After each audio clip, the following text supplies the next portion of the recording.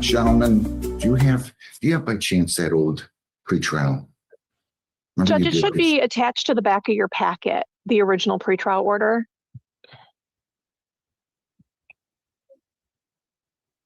Is it not there? No. Hang on. Double check. Okay. No. You have it? I can print it. Can you do that? And bring it You know down, what? We please? may not have, no, you know what, Judge? We may not have done the actual order because we realized. I don't think we actually prepared it. Do you have my copy by chance? Just my rough. I have mine. I have. Just give us 1 second, guys. I'm No, so not a sorry problem. about this. This is, just give me 1 second. She's going to try to find the old pretrial order. I didn't realize, I don't know if you know this, that's why I called the second pretrial, is because I didn't realize one of you had demanded a jury trial. So I need to have different dates. I need to change things up a bit. So just give us 1 minute. And I'm going to go back and look at the other one, and we will go from there.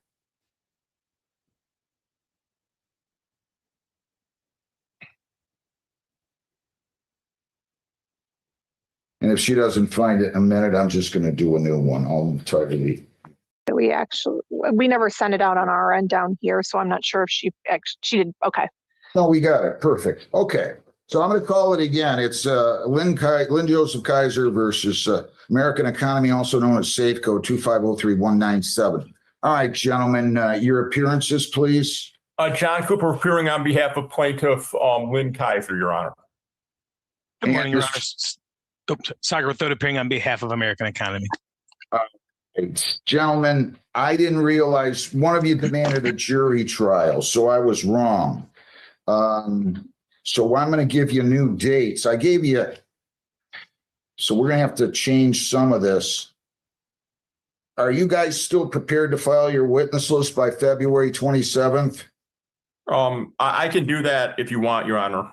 Yeah. If you need more time, just tell me. I don't have a problem. Yeah. Why don't you just give us can you give us another 15 days on the 2 weeks on the witness list? I'm not in a big hurry, guys. Oh, okay. Well, then make it 30. And then Give me 1 second. okay.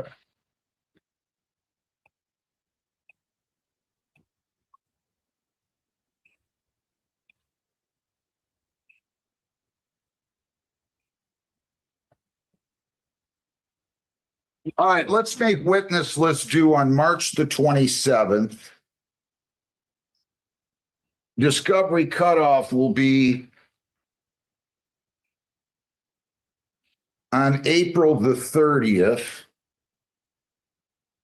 I'll make it May 1. Okay. And we're going to give you a trial date. Same thing, no motions on the date of trial. All motions for summary have to be filed and heard not later than 1 day before the trial date. Okay. I am going to ask that you file a trial brief. So Okay. you do have to file a trial brief. Give me 1 second. And it has to be exchanged. Filed and exchanged not more than 7 days before the trial date. I don't need voir dire questions, but I am going to need jury instructions. We're going to give you, and they are going to be due 7 days before the trial date. Okay.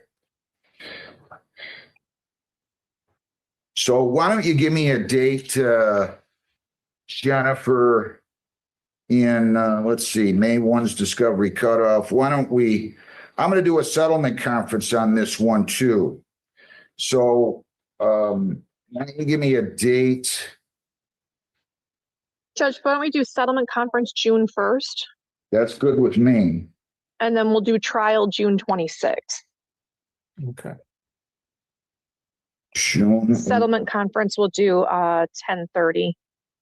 June 1 at 10:30. I don't mind if you guys appear by Zoom, unless you'd rather not. I don't think I need an answer to that, unless one of you want to say, I want to be there in person. So I'll let you do it by Zoom, the settlement conference. But I do want parties with authority to settle to be present, at least by phone. And the plaintiff counsel, I hope you'll have with you, okay? Okay. You said what day for the jury trial? June 27th or 6th? June 26th at 8:30. June 26th at 8:30.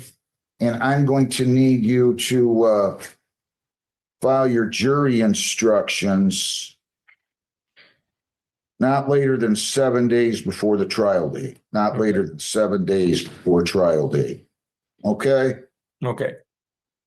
Very good. And Your And I'll Honor, have everything else set out here, so sorry about that. I just didn't realize anybody demanded a jury. So we'll get this out to you in the next couple of days, all right? okay. Anything else, Mr. Cooper? Yeah, I mean, I was wondering if you could put us into a breakout room for a minute, if that's possible. I guess I could call Sagar after this, whatever. No, we'll put you in a breakout room. We'll do that right now. And if you if there's something you need to bring up after you talk, just chat with the civil clerk and she'll bring you back in the courtroom. Okay? Okay. Very good. Thank you. Thanks.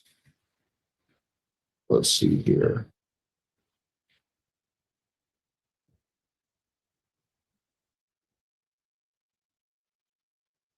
Okay, so I'm going to go over this with you. My notes aren't good, but I'll hand you those, okay? All right. Crown Asset versus Ian Adams, 2502599.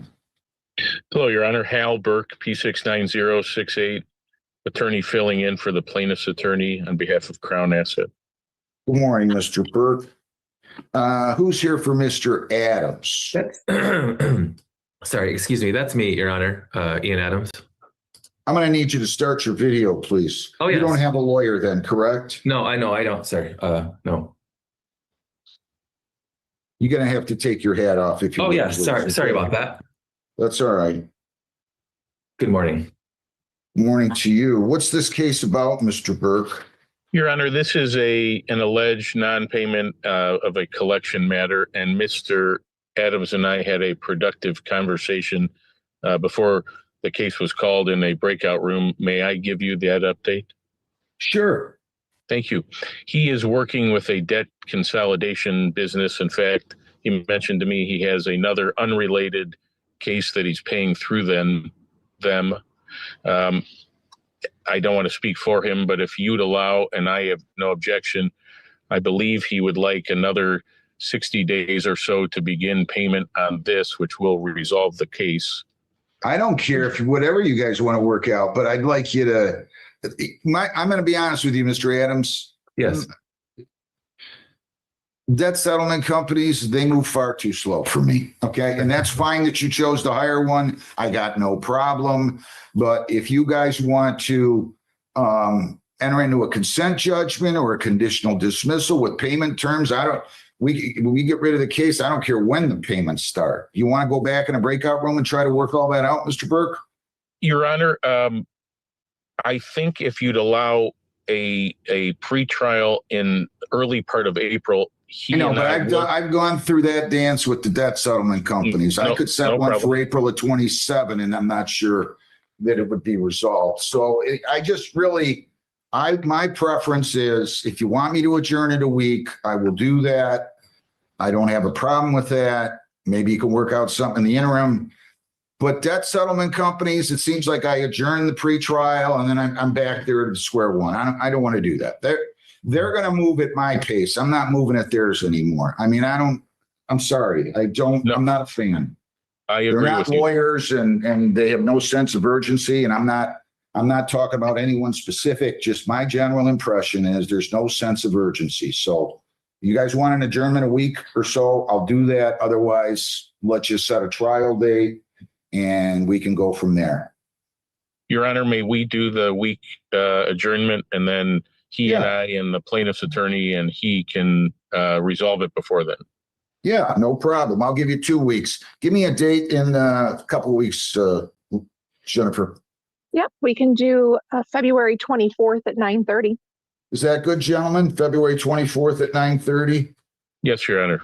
Okay, that's what I'll do. And then hopefully you'll resolve it. If you don't, I'll just set it for trial on that date. Okay? Okay. Thank you. Thank you. Thanks, guys. Have a great day. Thank you. You too. Thank you. Capital One versus Amy L. Potter, 2502765. Good morning, Your Honor. Michael Spolman, P41216. And Judge, I'm of counsel for Buckles and Buckles today on behalf of the plaintiff for today's pretrial conference. Okay, do I have anybody here on behalf of Amy L. Potter? I have not had anyone check in, Your Honor. Okay, counsel, I don't know if you saw this letter. Yeah, I'm assuming, Your Honor, that you're referring to this. It looks like a letter answered dated November 26th of 25. Right. Yeah, I read that, and looks like she's saying, yeah, I'm aware I owe the money. Always been my intention to pay. And then she describes some difficult circumstances that have made her unable to do so. It doesn't look like much of an actual defense there or anything that raises a factual issue, but I guess that's where we are, Judge. Well, I mean, I wish she would have shown up. We could have entered into a consent judgment, and I'd have been happy to set up an installment payment order for her, but she didn't show up here, and I can't have that happen. I'm willing to give you a default judgment, and hopefully your office will work with her. And Jennifer, or Buckles and Buckles rather, and Jennifer, if she calls, you can invite her to file a motion for installment payments. But I mean, they still have to show up whether they have the ability to pay or not. And she's acknowledging she owes the debts. So why don't you give me the breakdown, if you would, as to how much is owed and your costs, and I'll go from there. How's that? Okay, thank you, Judge. Judge, the principal sum was $18,326.57. The total cost of the filing service motion fees were $295.64. Judge, then there was no statutory or other attorney fee requested or included in any of those amounts. So the total sum they have on the proposed judgment they provided to me was $18,622.21. Yep, that's what I got. Okay, 18,622.21 is the judgment amount. You can send that over or have them do that as soon as you can. We'll get rid of the case for you. Okay. Have a great day. Do you have anything else with me today? Actually, Judge, I've got two more. I've got one more that was at 8:30, and then I've got another one with you, Judge, at 10. Just before we leave this one behind, though, Judge, did you want that submitted electronically by my file? Is that how Yes, court wants? and file that, and they'll send it over to me for my signature. Very well. I'll inform Buckles and have them submit that ASAP. Perfect. Thank you. Do you have Capital One versus Huey then? Or no? I have first. I have TD Bank. versus TD Brent. Bank versus Brenda Amra. TD Bank USA NA versus Brenda L. Amra, 2504518. Is Brenda Amra here, Jennifer? She has not checked in, Your Honor. I'll give you a default on this one. Again, I've waited 15 minutes. I don't default for 15 minutes. Scheduled for 8:30. You can go ahead and proceed with your next default. Thank you, Judge. But just something I should indicate for the record, I received a late communication from Buckles and Buckles regarding this one. They said that the heads up, Mike, the defendant has paid their settlement and we're waiting for the dismissal to be returned. So, Judge, it looks like, in fact, that we had a recent payment on this. And so rather than doing a default judgment, looks like the dismissal submission of that to the court would probably be in order as soon as we get that. Okay. She did answer the complaint, so I'm going to ask you to do a stip in order to dismiss, okay? Certainly.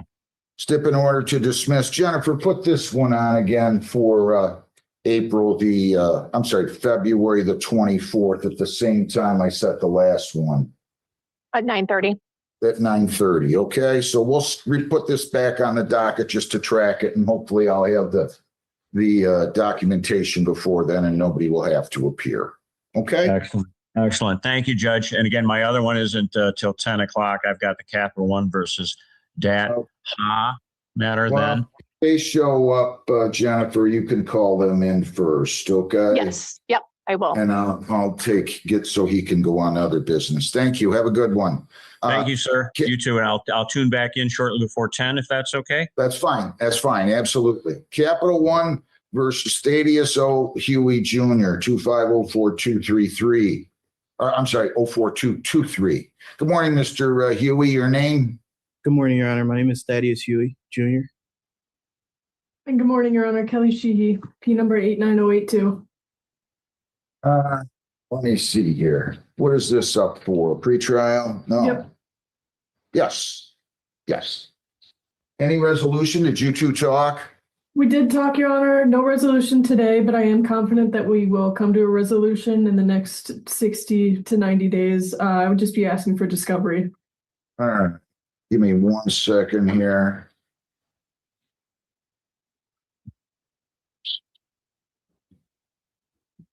All right, so I'm going to give you, there's no ADR. I'm going to give you discovery until today is the 10th. I'll make it April the 10th.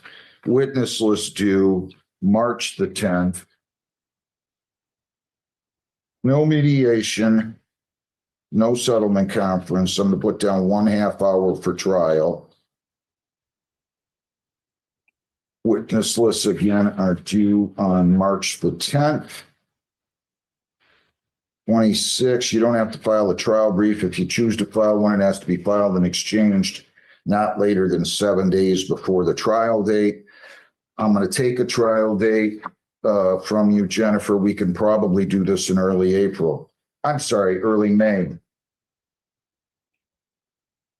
May the 10th or so.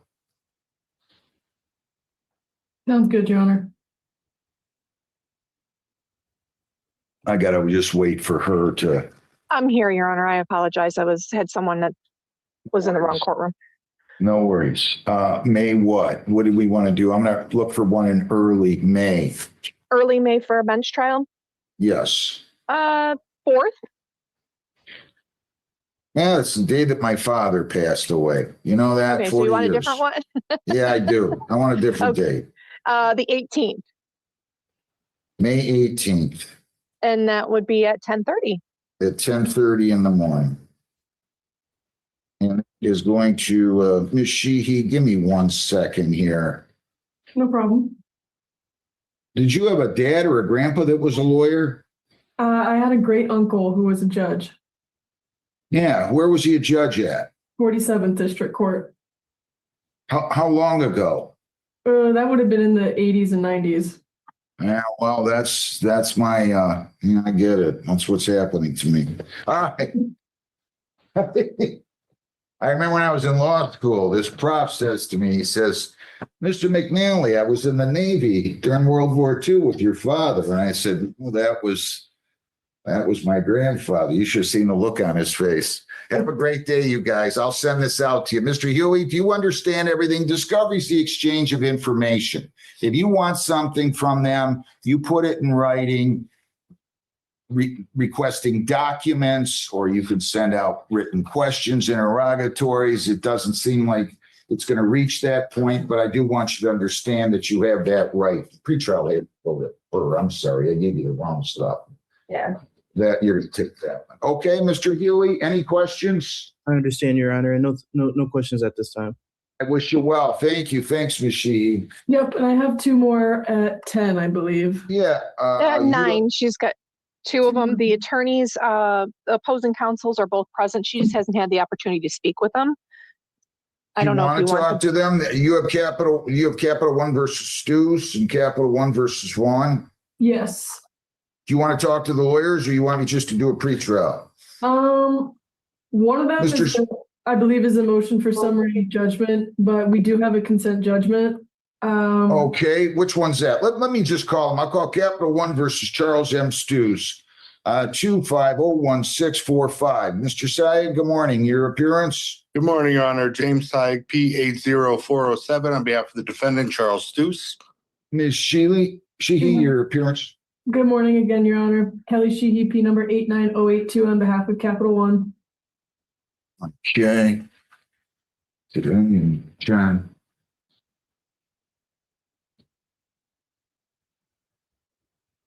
Burns. Hey, the button on my desk. Okay,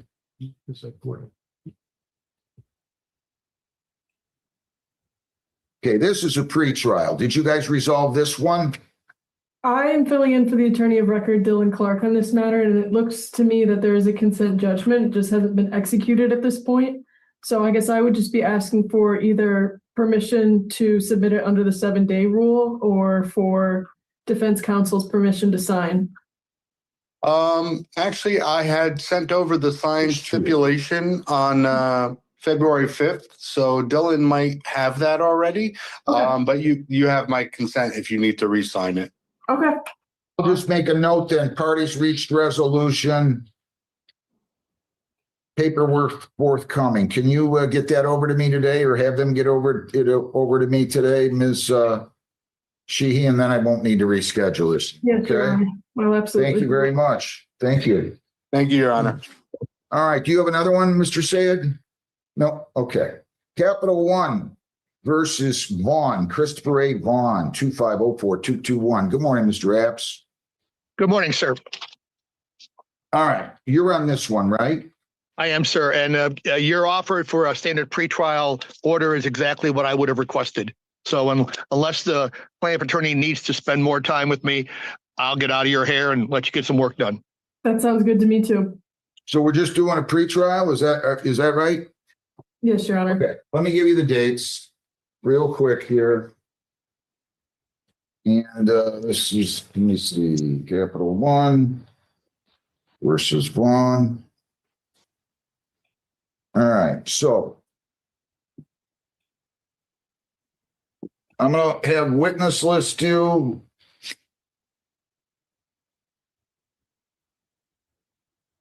March the 13th. Discovery cutoff, April the 13th.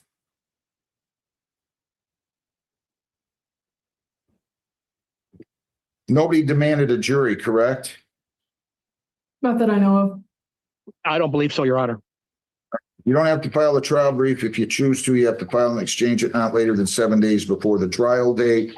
Let's see here, Mr. Apps.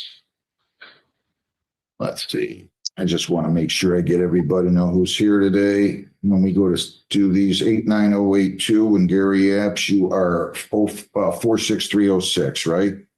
Correct, sir. All right. I was told they're Okay. going to add a 0 to all of our numbers to make room for the 100,000th lawyer, which is coming up, I guess, fairly soon. It's amazing. So I've had notices to appear with the 0 already added from some courts. See, my number is P046306.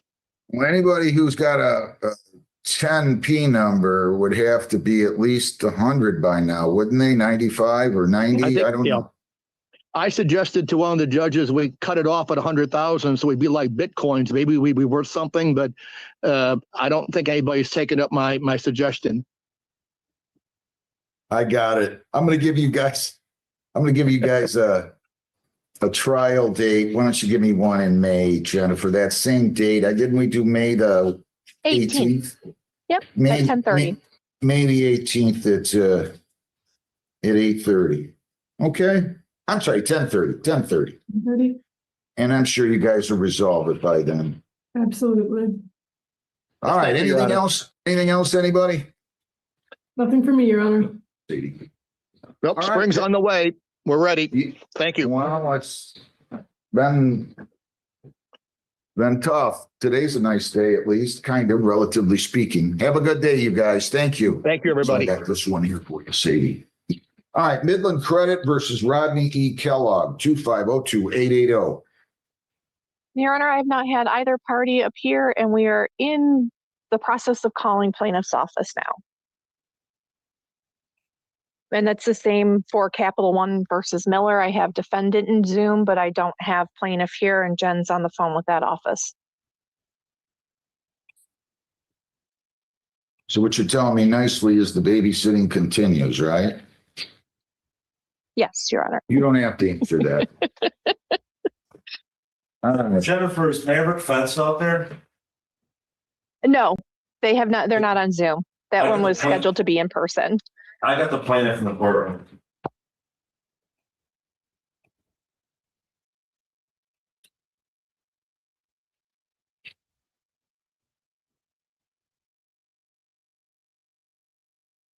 Versus Kayla Severs, case number 25 CR 43062. Present before the court is Ms. Severs, right? Yes, sir. Represented by Mr. Staton. We have Mr. View from the prosecutor's office, Officer Bridgman filling in from probation. We are here today for sentencing. Has everybody had the opportunity to review the PSI? Yes, Judge. Any reason not to go forward with sentence today? No, Your Honor.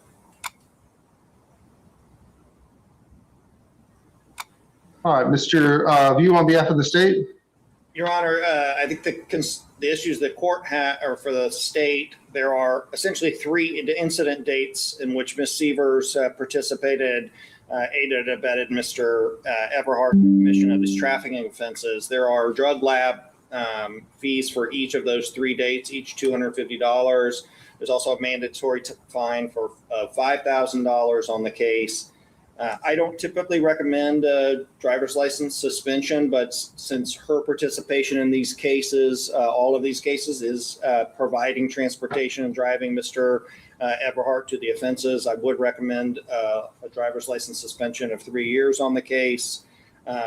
Given the seriousness of the offenses, I know we had discussed, essentially we would leave it to the court, but this is an offense, a trafficking offense that carries with it a presumption for prison. If the court wants to consider judicial release to a CBCF in the future or something like that, I think that would also be appropriate on the case. Officer Bridgman, anything from probation? Nothing else, Your Honor. All right, Mr. Staton? Your Honor, we did file a sentencing memorandum in this case. In addition to that information, my client does have a high likelihood of being hired by Applied AES. Which used to be Duke Energy in the customer service role. She's looking forward to that. She also does have a backup offer from Fire Logistics, which is one of the people who wrote a letter for her in recommendation of her character. Regarding the license suspension, my client's not been able to drive since her car was seized at the beginning of this. She's been living about an hour away from her family because she also lost her home when this happened. In pretty much in exile out there in almost a house arrest situation. We would ask the court not suspend her license. That is essential for her to work, meet her family obligations with her daughter, and her various medical issues require her to go in for blood testing frequently, and she has a couple upcoming surgeries as well. I have nothing further other than that, Your Honor. Ms. Severs is not currently employed, right? Correct, Your Honor. She was Are we completing the affidavit of indigency with regard to the mandatory fine? Your Honor, if the court will allow me to have that filed, I can have that filed by the end of the day today, if that's acceptable. Ms. Karoko, I think the form is floating around in the courtroom somewhere. Can you give that to Mr. Staton?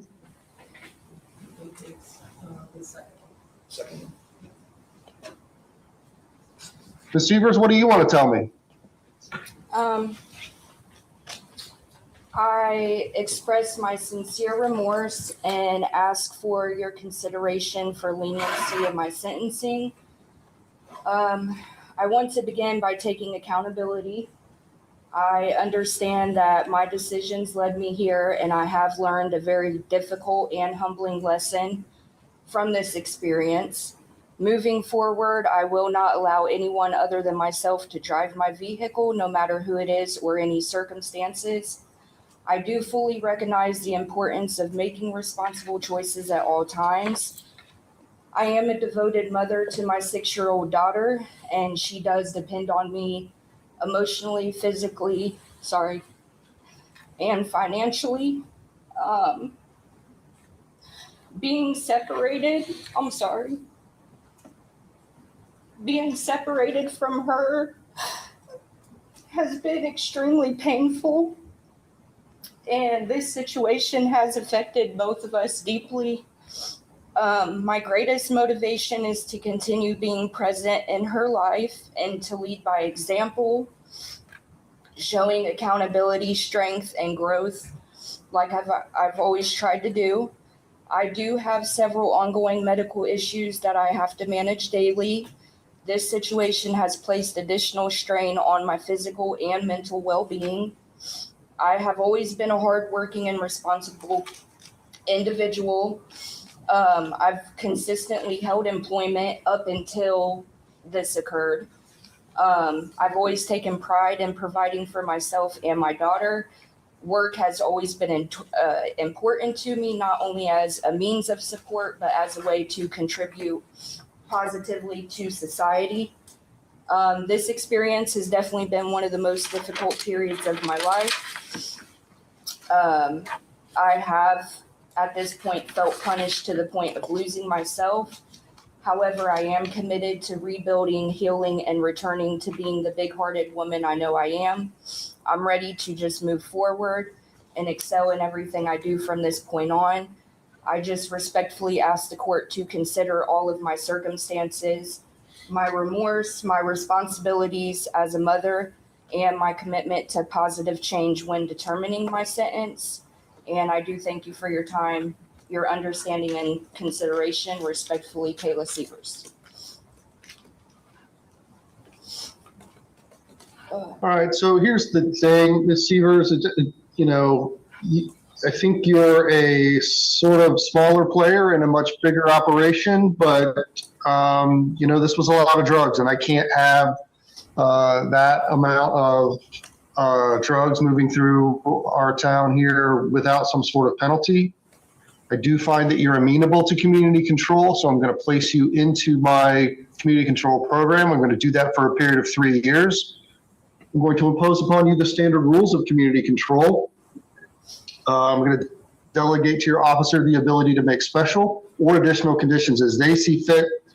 I am going to order that you serve 90 days in the county jail. I'm going to permit you to schedule those 90 days sometime through the course of this year. I will allow you to divide them up into no more than 3 blocks. So if you want to do 3 blocks of 30 days, that's fine with me. If you want to get it all out of the way at one time, that's fine with me also, just so that all 90 of those days are done by the end of the year.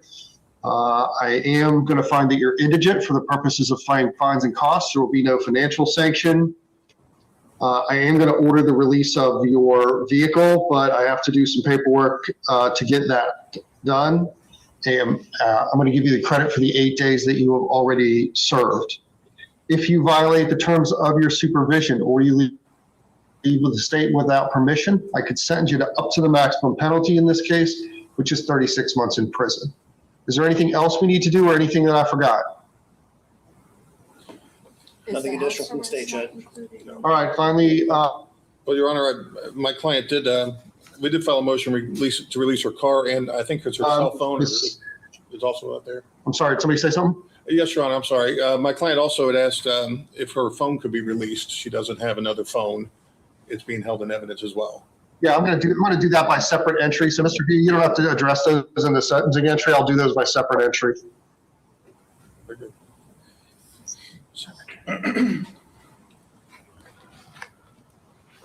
All right, anything else? That's it, Your Honor. All right, finally, Ms. Sievers, you do have the right to appeal this to the 12th District Court of Appeals in Middletown. If you don't have the funds to hire a lawyer to obtain a transcript or to pay the costs, they will all be provided to you without charge. Good luck to you. Thank you. Do we need to take a break or are we ready on Samsel? We're ready on Samsel. This is what we need to make sure. So I'll file that. It's just that you don't have any funds on hand. So Let's get out of the way. We got other people coming in.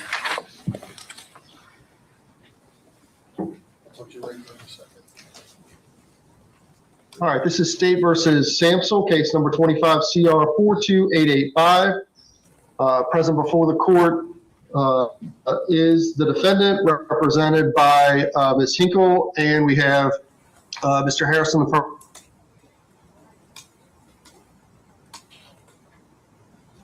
prosecutor's office, We're here today for a pretrial setting this for sentencing. Is that accurately stated?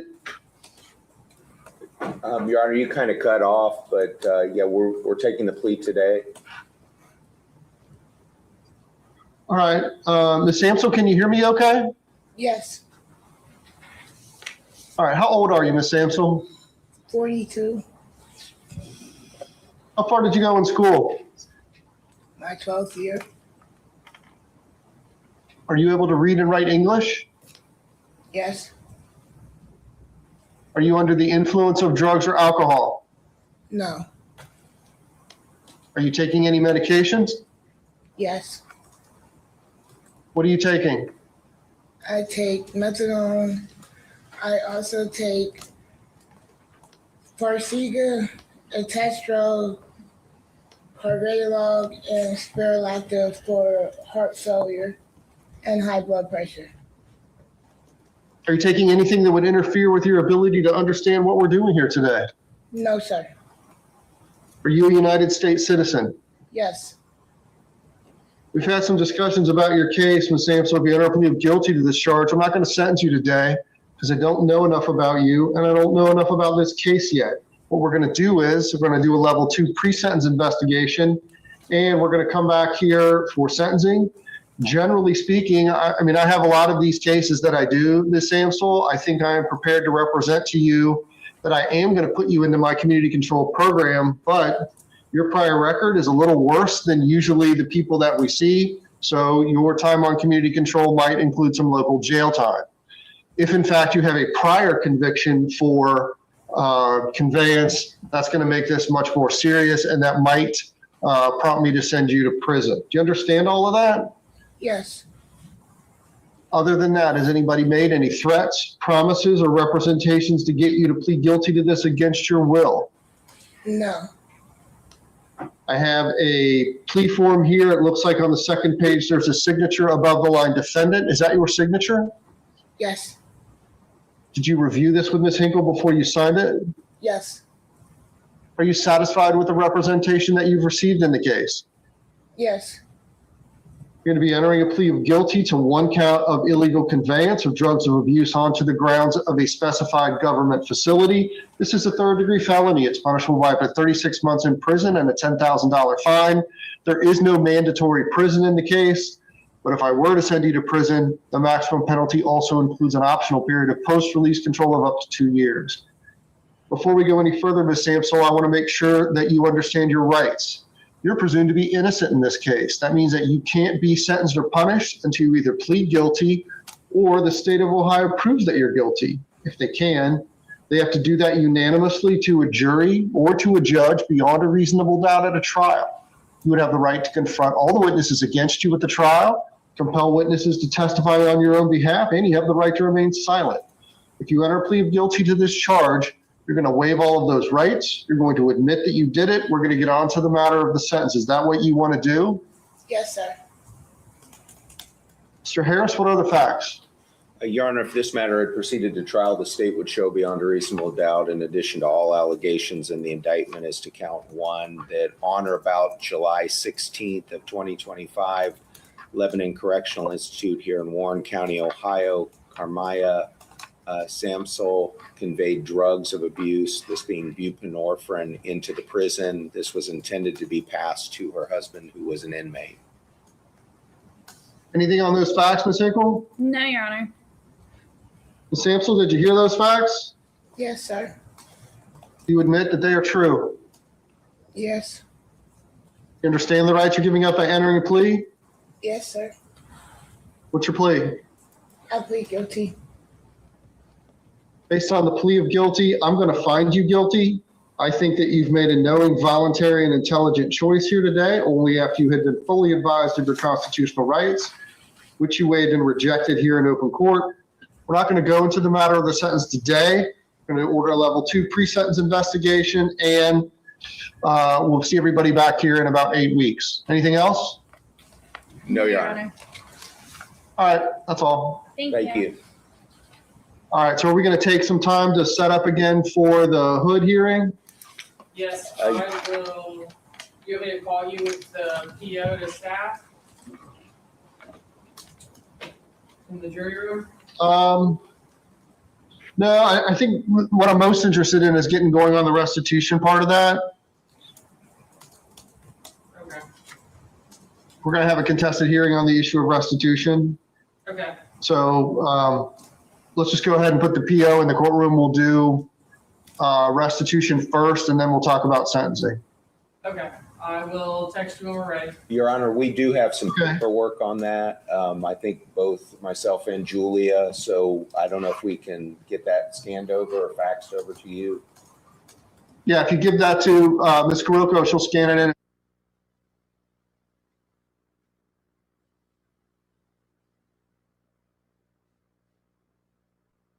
It's on now.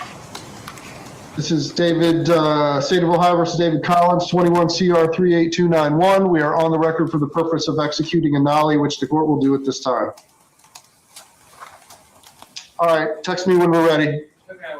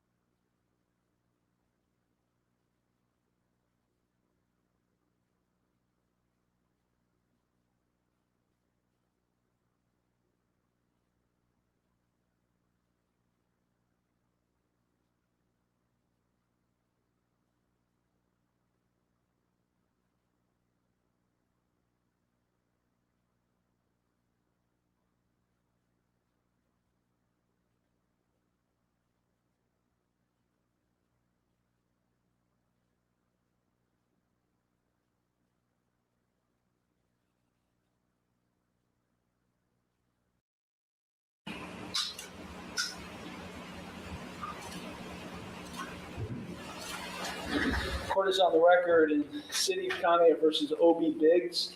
Case numbers 26 CRB 12 and 25 CRB 415. Mr. Biggs pled not guilty to one count of domestic violence, a first-degree misdemeanor in each case. On the more recent case, 26 CRB 12, bond was set in the amount of $10,000 cash, surety 10%. That was set at his initial appearance hearing on January 15th, 2026, following his arrest on January 14th. Mr. Biggs has not been able to post bond, and he remains in the Conneaut City Jail on that case. I did revoke his bond in the 25 CRB 415 case at a hearing on January 20th, 2026 as a result of his contact with Heather Smith in violation of the conditions of his bond in the 415 case. Let me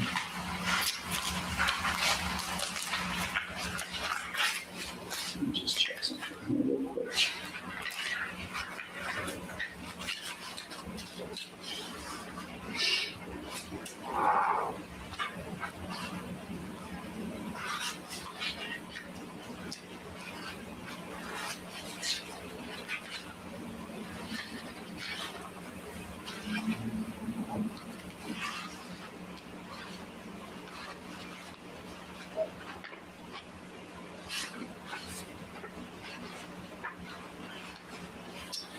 He's actually sitting in jail on that case as well since January 20th of 2026.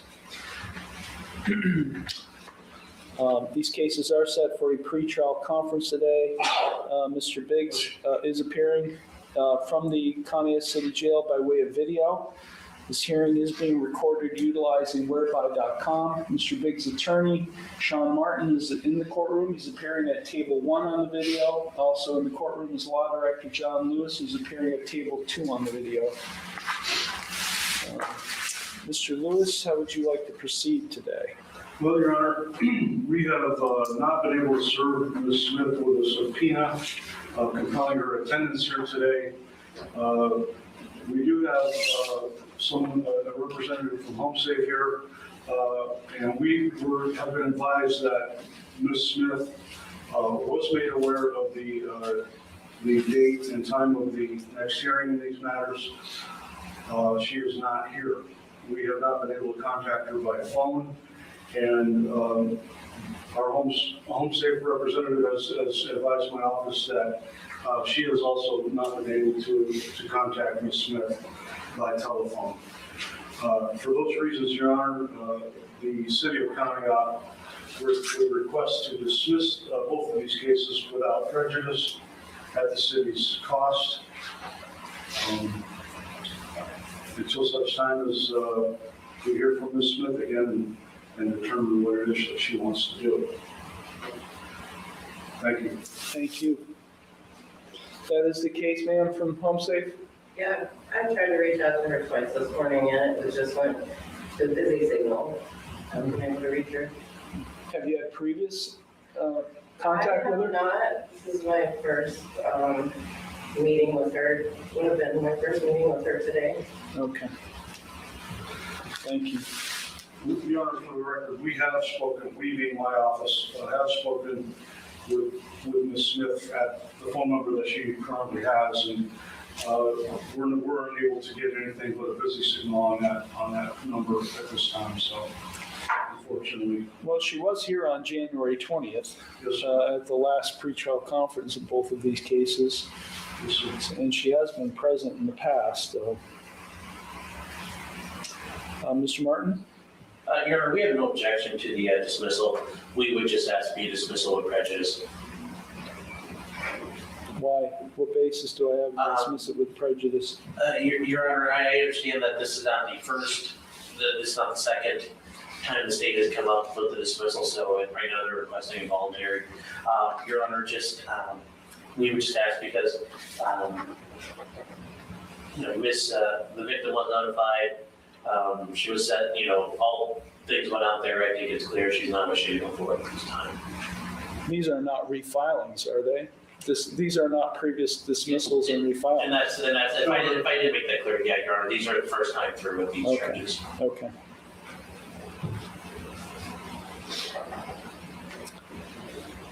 Well, look, I mean, the reality is Ms. Smith has warrants out for her arrest out of this court.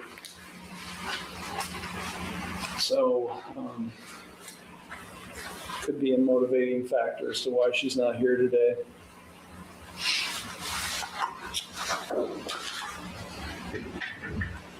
Mr. Biggs, let me make something really clear to you. Why you're in Conneaut, I have no idea.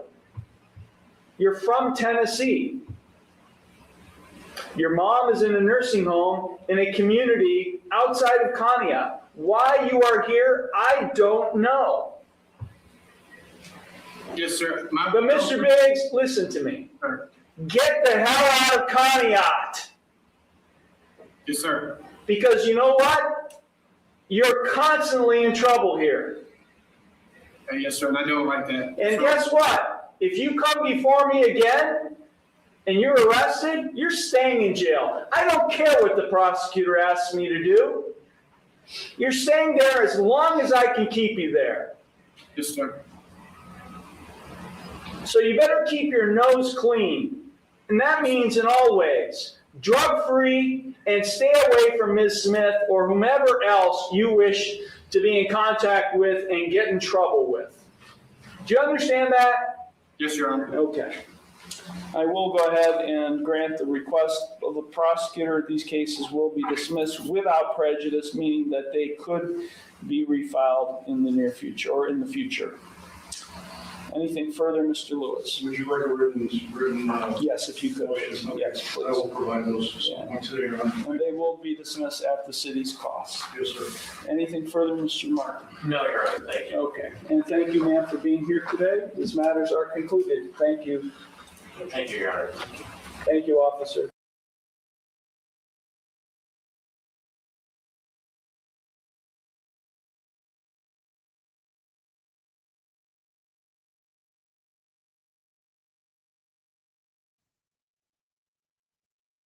Well, I'm going to wait about 5 more minutes for them. I give them 15 minutes. It's scheduled for 9. And then I'm going to call. Are you guys the Kerning? I'm not going to keep you. Do I have anything ready? Anybody who's showing up on time anymore? Except me, my court officer, and I know. Your Honor, we are continuing to talk about ways to resolve this, and we were requesting additional adjournment on the current motion. Okay. I understand, Your Honor, that you have a busy schedule next week. So if we could get. Do I? How do you know that? Oh, yes, I do. Yeah. Never mind. My bad. You are absolutely, I wasn't looking at the date. I appreciate you So if we could keeping do me another, apprised of that. trying to keep that day as clear as possible. Yes, yes. But if we could do another 14 days, I think that kicks it out. Well, March 3rd work for? March 3rd, I will be out of town, Your Honor. Okay. 2 weeks from today, the 24th, is that not good? I have March 3rd and March 17th. Yeah, I don't know if you wanted to go out that far. I mean, we'd find time for you if you don't want to go out that far, but. I think it might be good if we try to find time a little bit closer, if it's possible not to go all the way out to the 17th. There is March 10th. We can do March 10th. Is that too far out?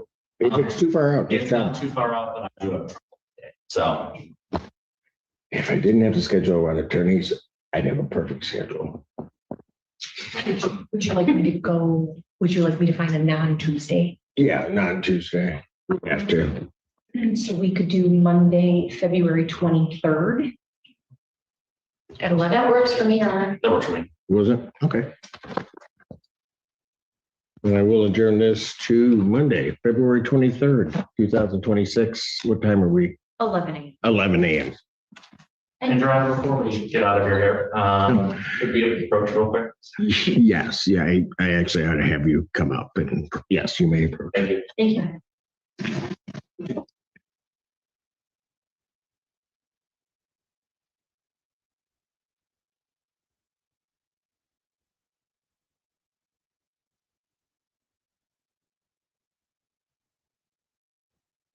Good morning, Your Honor. I'm Justin Yu. This is my partner, Lazar Georgia. We asked this court permission to appear on behalf of our clients, Ms. Underbill and Mr. Jackson, under NCR 8.120 and under the supervision of David Santacroce I don't know. Where are you from? from Seattle. Seattle. Oh, yes, I have you. I may have. You've been before me before, right? First time. Yeah. Today's the first time? Yes, sir. Yeah. You're from Seattle? Yes, Your Honor. It's really damp there. Yes. Congratulations on your Seahawks. I'm actually a Patriots fan, Your Honor. You are? Yeah. I hate you. Sorry, Your Honor. Because I am not. The only reason I was rooting for the Seahawks, it was ABTP, anybody but the Patriots. I don't like the. What? That was a terrible answer. It was horrible. Horrible. Why are you a Patriots fan? I was born in Boston, Your Honor. Oh, well, that's a problem. Okay. So where'd you go to undergrad? Tufts University in Boston, Your Honor. In Boston, and then your family's in Seattle. Yep. So you came back to Boston and now you're at Michigan. Yes, sir. You just can't figure out where you want to be. Right. Okay. And what about you? Yes, Your Honor. I'm from Chicago. Yay, Midwestern. Yes, sir. I love it. Born and bred? Or I was born in Bulgaria. I moved to Chicago when I was very young with my family. Bulgaria. Where? Where'd you go to undergrad? I went to Northwestern in Evanston. Okay. I have a niece out in Chicago at Loyola. So I'll take it easy on you. So when it gets tough, turn it over to him because I like him better than you being a Patriots fan. All right. All right. Thank you, gentlemen. Permission to practice is granted. Thank you, Your Honor. All right. And where are we on this case? Your Honor, I was served yesterday after I saw the email at 8 o'clock at night. where they have a counterclaim, so I would like to motion to get a continuance in order for me to be able To answer the counterclaims? Yes, All right. according to the statute, whatever the court deems All appropriate. right. How much time is it going to take for you to answer the counterclaims? Well, to answer the concept, between 21 and 28 days is what I would like in order to be able to get all the, No, I probably won't give you quite all that time, but okay. I'm sorry. I probably won't give you that long Okay, to but file an answer. The court deems appropriate, but I will try to do my best. All right. All right. Your Honor, we would agree to a month because we have some additional discovery to conduct. We just received this case last week and we don't have all the Students documents. are so cute. We'll agree to a month because we don't care about the court schedule. We just got to go to class. No, go ahead. I'm sorry. Don't mean We to just interrupt. had this case last week, Your Honor, so we don't have all the documents yet, and we discussed with plaintiffs that we would ask for maybe a ledger or any communications or documents relating to any repairs that will be an issue in this case. And this would also give us time to file any FOIA requests to get inspection reports from the city, Your Honor.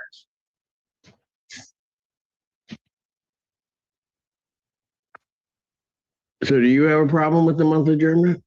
No, Your Honor. That's cool. Nobody cares about my docket. Nobody cares. No, I know. You're saying whatever. They don't do that. They come in just like demanding a month, but they get that from Santa Croce. Just demanding time. All right, let's do it this way. Do you have a ledger that you can provide them and repair records? I will provide them with whatever I have, I will provide to them. Yes, I do have a ledger. Okay. I have payment ledgers, I have, Okay, but what about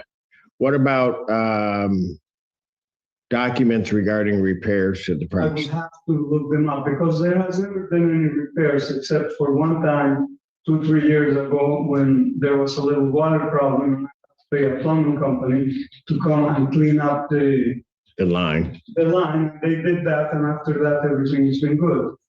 And besides that, repairs, changing of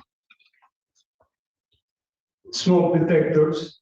It's been basically because it's still in construction and it doesn't need a lot of repairs.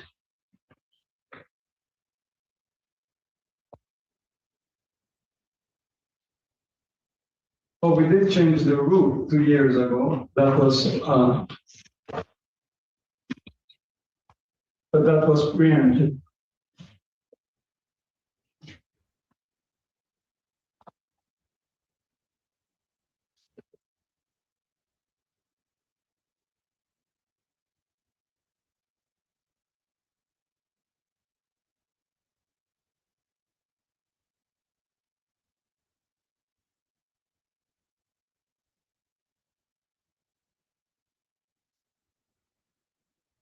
So you're going to be able to provide that ledger to them, say, within the next I week? will provide them with everything that they asked me for. Okay. And I will also be asking them to provide for a lot of proof because they have a lot of allegations that are out of the air. I'm sorry if I'm talking too much wrong. All right. No, that's okay.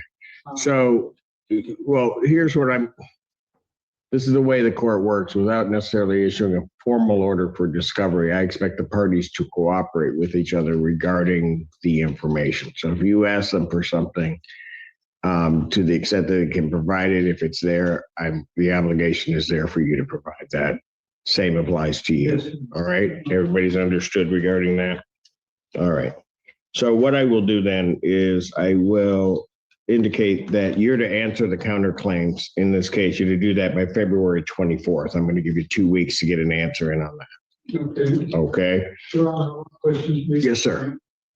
I need them to provide their address because I heard that the address that they gave is not their address, but it's You need to provide who? the Tenants? the defendants to provide their correct address so that notifications can be made, correct? In terms of the, Whatever address they want to provide to be notified to. you mean in terms of your answer? Yes, Your answer should be sent to their attorneys. You shouldn't be sending things directly to the defendants. so we do not need to have their address or anything on record. Well, why do you need their address at this point? Okay, the first thing that I was going to do was to send them, which I already probably provided them. They need to provide the address when they move 5 days after they move in order for us to be able to provide them with whatever. Oh, 4 days, but yeah, go ahead. And we haven't had that yet from them. So that would, I would, in case anything like that needs to happen. And, but otherwise I would just. Well, hold on a second. At this point, you're seeking to provide them something. No, I already did the last time. Okay, hold it. I'm trying to figure out, why do you need their address right now? Simply because the law says that I need to have. They were supposed to supply to you a forwarding address within 4 days of the date of vacating the premises. And their failure to do so has its ramifications if that becomes something involved in this case. Okay. So you don't need it. Any communication that you're going to have or make to the defendants in this case, you need to go through their attorneys. No problem. All right. So you're to answer back February 24th. I will. All right.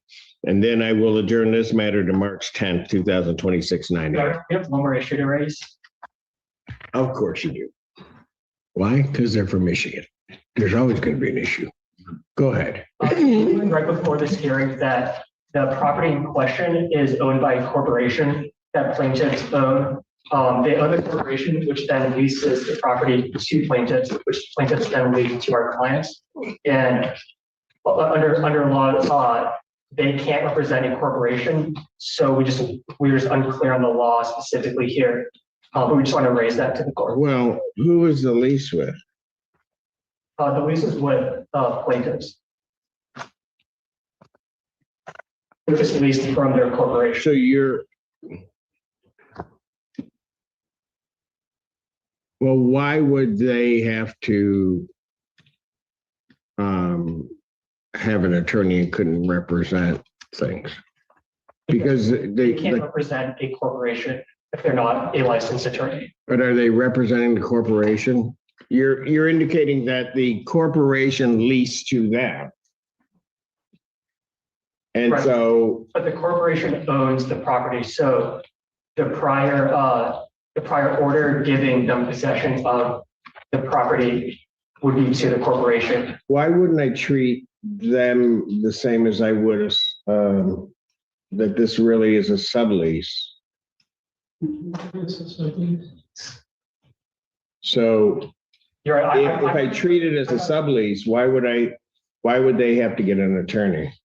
We don't have a clear answer on the law at this moment. We just wanted to raise because it does add some complications or possible complications to this case. Your Honor, if I may. Yes, sir. It seems like a perpetual, it's a wholly owned LLC. And in order to avoid having to retain counsel to represent that LLC, it's some sort of perpetual sublease to themselves individually. And then they lease it. It seems clever at the very least. But I don't know. I mean, it obviates the rule that if you own a piece of property in a corporation and benefit from owning a corporation, you have to hire an attorney. Well, except that, I mean, you're right in terms of what you just stated about an LLC and the benefits that an LLC gets. The difficulty is in doing it this way, and the danger for them, while may be clever in doing it this way, is that any liability is going to attach to them personally. And so that may be a problem. For tax purposes, LLC doesn't have its own tax return. it's part of the individual return. So the legal identity seems to the same. I mean, like they've been great, but we always prefer to have counsel on the other side. But we just wanted, I've never seen that before, so I just wanted. I haven't either, and it's probably because the liability issues are probably potentially going to be substantial, and you're probably doing it this way. Frankly, they're going to lose the protection that the LLC has, but that may be their business. Yes, sir. It's not an LLC, it's an incorporation. It's a C corporation. I live in the apartment where the lady lived. Yeah, but sir, here's what okay, you talk over. I'm sorry. Go for it. I'm sorry. Here's what the issue is, and I don't know that I'm going to necessarily address it today. They've raised it as a potential. Is that it doesn't matter what type of corporate entity owns the premises. That corporation has leased to you. Yes. Okay. I think you need to understand that should they prevail on some issues, the liability for some of this goes directly to you. The corporation is not a protection from it. There may also be issues, and maybe this is what they're getting at. There may also be issues of if it is a circumstance where the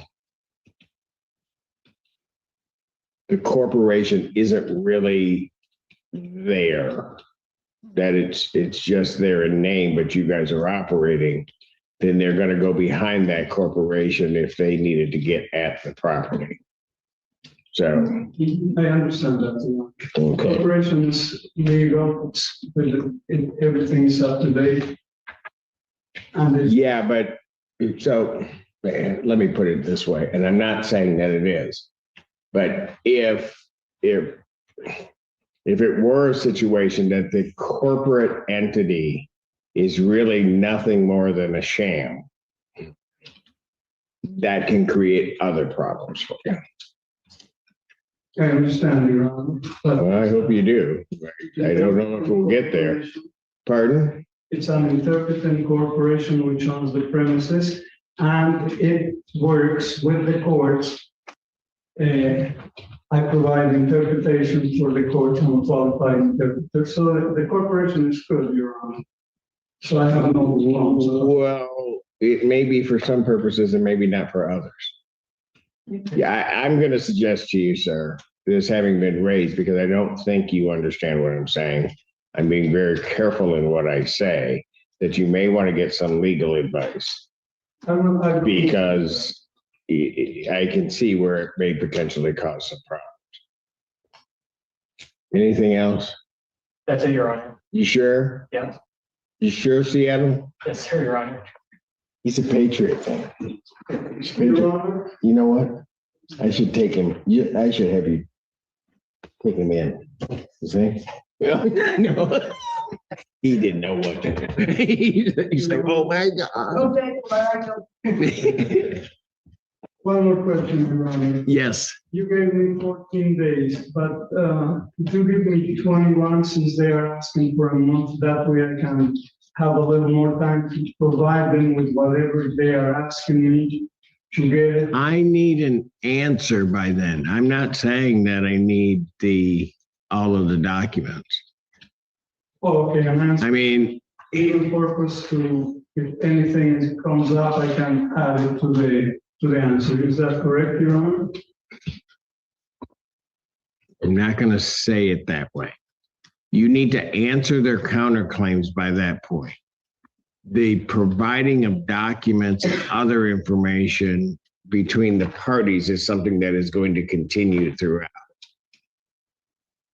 So you get the 2 weeks. You can provide an answer to this in 2 weeks. I'll see you guys in 30 days.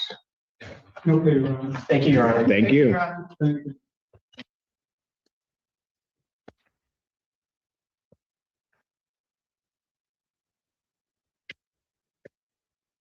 Have him write it in Bulgarian.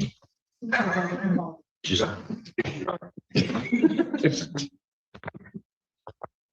What? Just see if he can, because I don't know if he's telling me the truth. I just don't know. Just saying. I'm impressed. I didn't realize you read Bulgarian. I do.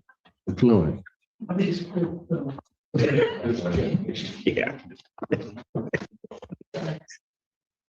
So That's the spirit. Thank you, guys. Take care.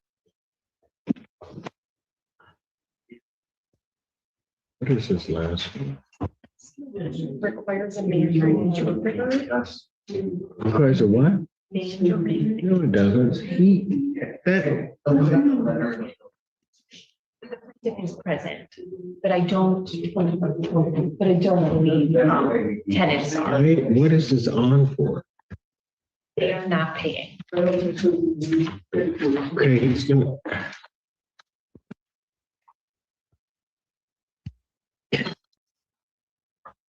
Sanford versus Norman. Norman's in Zoom, you're on. Oh, there she is.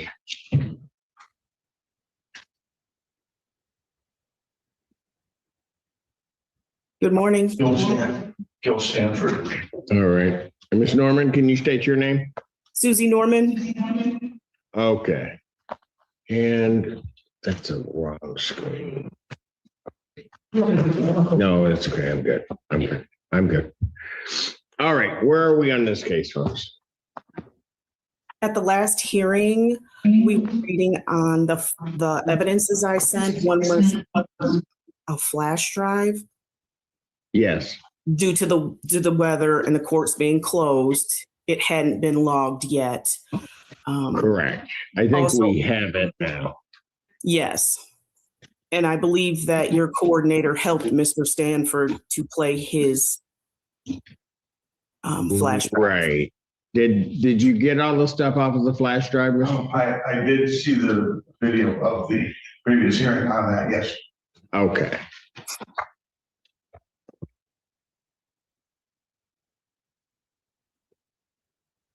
And so with reference to that previous hearing, you have something you're holding up. What are you trying to do? I submitted to the court an answer to that, and I sent a copy to her. I don't know if she's received it or not yet. Is that the response to defendant's objections and evidence submitted about January 15th, 2024 hearing? That's what you, okay. That's right. All right. Have you received that? I have not. Okay, folks. All right.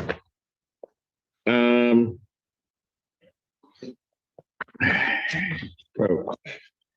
right. Somewhere along the line, we've got to make sure, because it becomes impossible for me to conduct a hearing where one party has submitted something and the other party doesn't have it.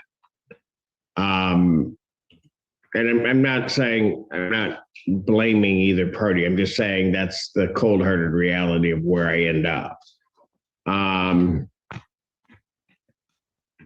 Your Honor, may I say how did you send this to Ms. Norman? U.S. mail. Okay, well, that's going to be. I thought our hearing was a little later in the month. I thought she was going to get it. And I just got the notice about our hearing date yesterday. So I was thinking maybe I should. Well, that maybe should tell you something about the mail. All right. Here's what I'm going to do. I think we have Ms. Norman's email, right? Yes, sir. Okay. So, Judge folks, they're Simpson, not sure that. Yes, can I ma'am. say something, please? Yes, go ahead.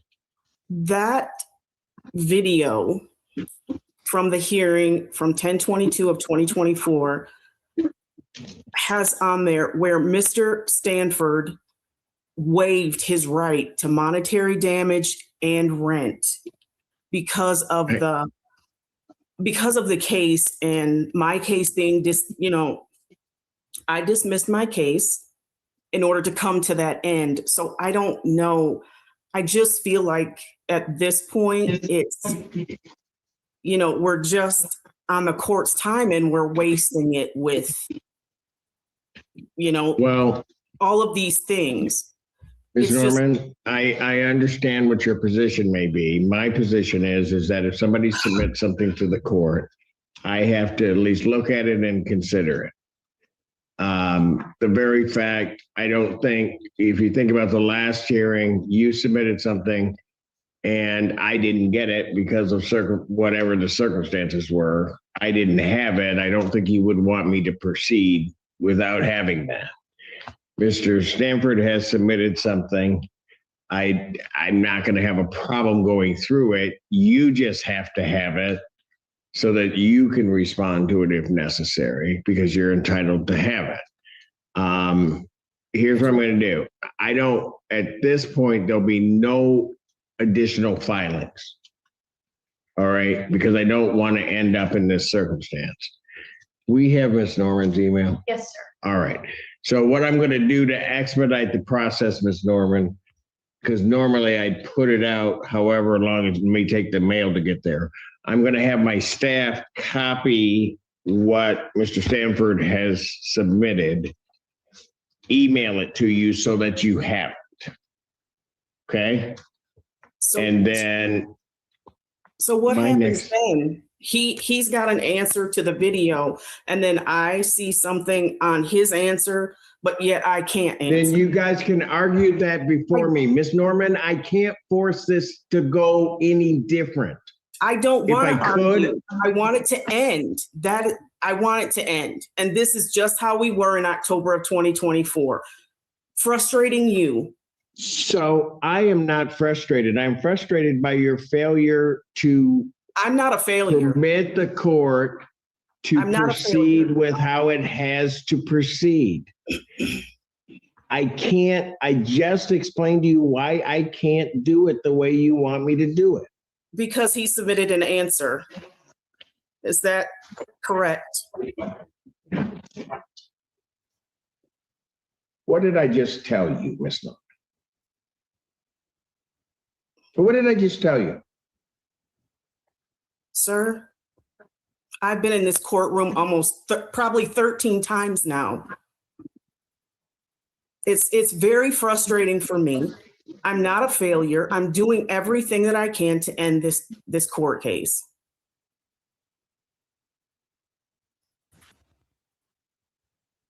Ms. He has- Norman, I'm going to tell you this, and then I'm not hearing anything else from you. I'm going to do what I got to do. That's fine. I'm just That's going to, fine. no, do not talk. Stop. I said I won't Just say anything else. stop. Just stop. That's how you treated me in October of 2024 as well. I'm done. Then here's what we're going to do. We're not sending it. She'll wait for the mail. I'll just adjourn this case out. Where are we adjourning it? Yep, we'll just put it out so she can get the mail. I'm going to do it that way. I was trying to expedite it for her, but she's going to treat me rudely.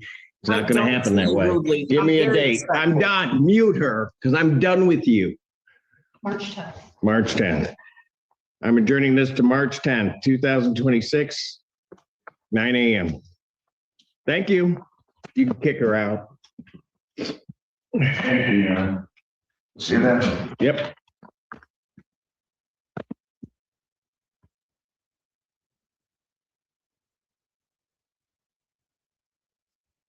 We need a Mandarin interpreter.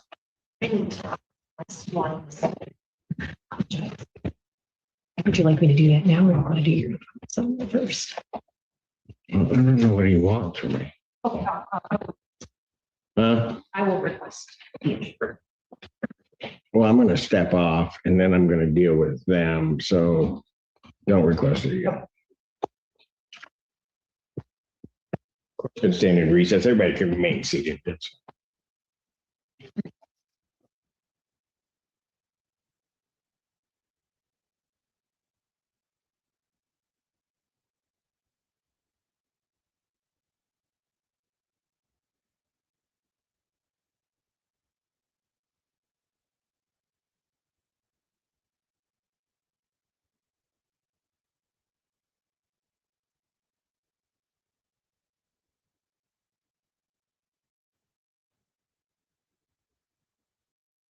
Brand blank? Yeah. Jeez. Thank goodness the roads were understand. Jeez, I'm sorry. If I'd have known, we'd have let you appear by Zoom. Your name? Christine Walsh. Raise your right hand. You solemnly swear affirm and the penalties of perjury with the testimony you'll give in these proceedings will be the whole truth so help you God. Yes. All right, so what happened? Did you do some advertising for this fence company and then they didn't pay your invoice? Exactly. And was the total amount of the invoice 1905? The total amount was 2205. He paid 300 of that, so the outstanding balance is the 1905. And you still had a filing fee in this case of $70. You paid another certified fee of 18 for a total of 88. And they signed the certified mail receipt, correct? Correct. So that's the only out of pocket that you have? Yes. So the total judgment I'm getting is 1993, correct? Correct. I gave him 15 minutes. It's now 9:15. Defendant didn't show. I'm going to go ahead and grant default judgment in your favor. I would send them the judgment and wait 21 days, and then you can figure out whether they're going to pay it, or else you can go about collection proceedings. Okay, ma'am? You ever been through this process? I have not. It's not fun, but hopefully they'll pay it. If they don't pay it, then you can subpoena them for a creditor's exam. If you know where they bank, you can garnish wages, bank accounts of the defendant company. It's Maverick Fence, so you got to be careful. You can subpoena the principal of Maverick Fence, like the president. Yeah. Okay, for a creditor's exam here at the court if they don't pay it. All right. Okay. So after 21 days, if there is no response, what is my next step? To call back here. Well, you're going to have to kind of figure this out on your own. We can't really give legal advice, but you can subpoena the president for a creditor's exam here at the courthouse. And I'll let her appear by Zoom, Jennifer. I'll let them appear by Zoom. Okay, no problem. And if we get anybody, I know on small claims generally that I don't allow them to appear by Zoom because they always have documents, it seems. But if somebody's this far away and you want to give me a heads up, I'll look at the file and tell you. Okay. So yeah, you can subpoena him. You can ask him to bring, you can go online and see a lot of this, tax returns, where they bank, et cetera. Yeah, Judge, if they use MichiganLegalHelp.org, it does a lot of the question and answers on this stuff. Okay, MichiganLegalHelp.org. And you can go down the hall. We're going to give you a copy of the judgment. All right? Okay. Thank you. Have a great day. Have a safe trip. All right. Is anybody ready on Capital One versus Miller? She's on the phone still. They're getting someone on ASAP. Miss Miller is here. I do have both parties on. You have the parties in the courtroom. Miss Hernandez on that case is in Zoom. Oh, yeah, we got the plaintiff. Well, this is Capital One versus Miller. No. The parties that are in the courtroom at 9:30. Okay. I have the defendant on Zoom.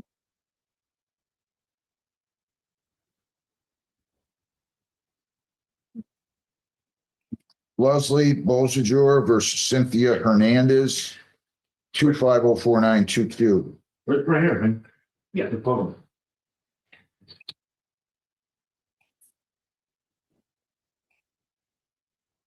Boy, you didn't do a very good job on this, ma'am. You can't be doing this. Your name? Leslie Bolzager. Your name? Cynthia Hernandez. Why don't you come up here? I want you guys to resolve this.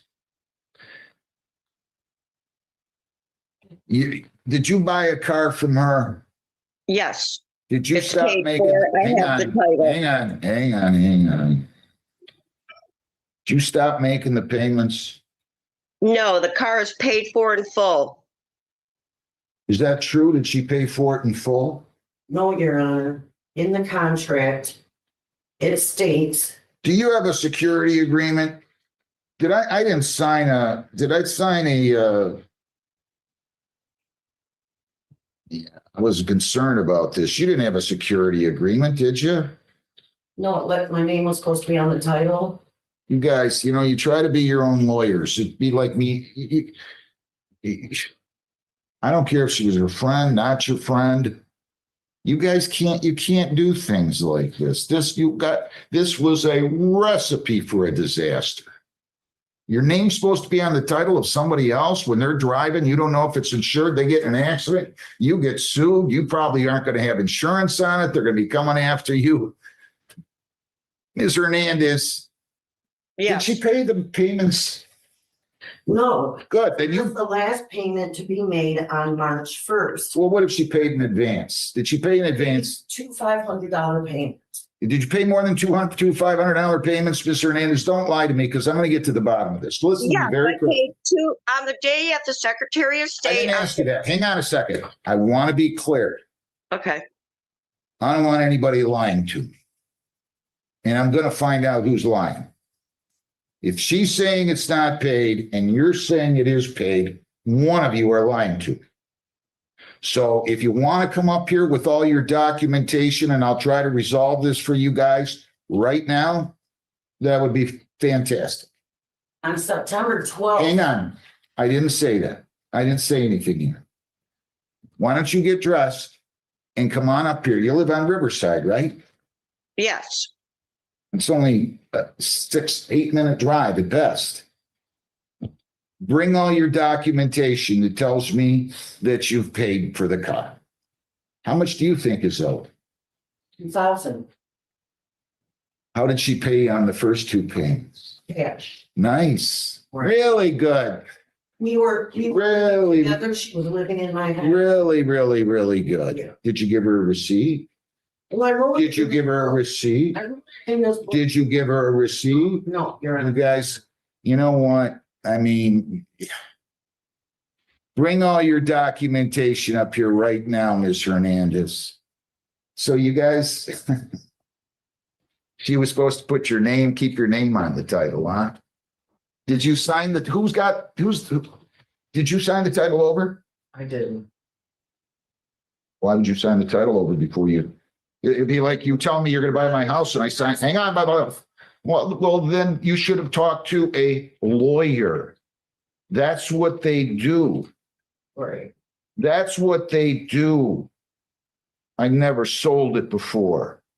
Come on up here, Ms. Hernandez. We're resolving this morning. Get yourself dressed. She's going to wait and you come on up here. How long will it take you? Say, I don't know, 40 minutes. I'll see you about 10 o'clock. Don't hurry. Don't rush. I don't want you getting in an accident. Right, Take right. your time. Okay. I hope you're never going to do something like this again. Absolutely not. Oh, It's unfortunate. this pains me to see this. It really does. I know it's only $2,000, but $2,000 is a lot of money. Bring all your documentation that shows me she paid you.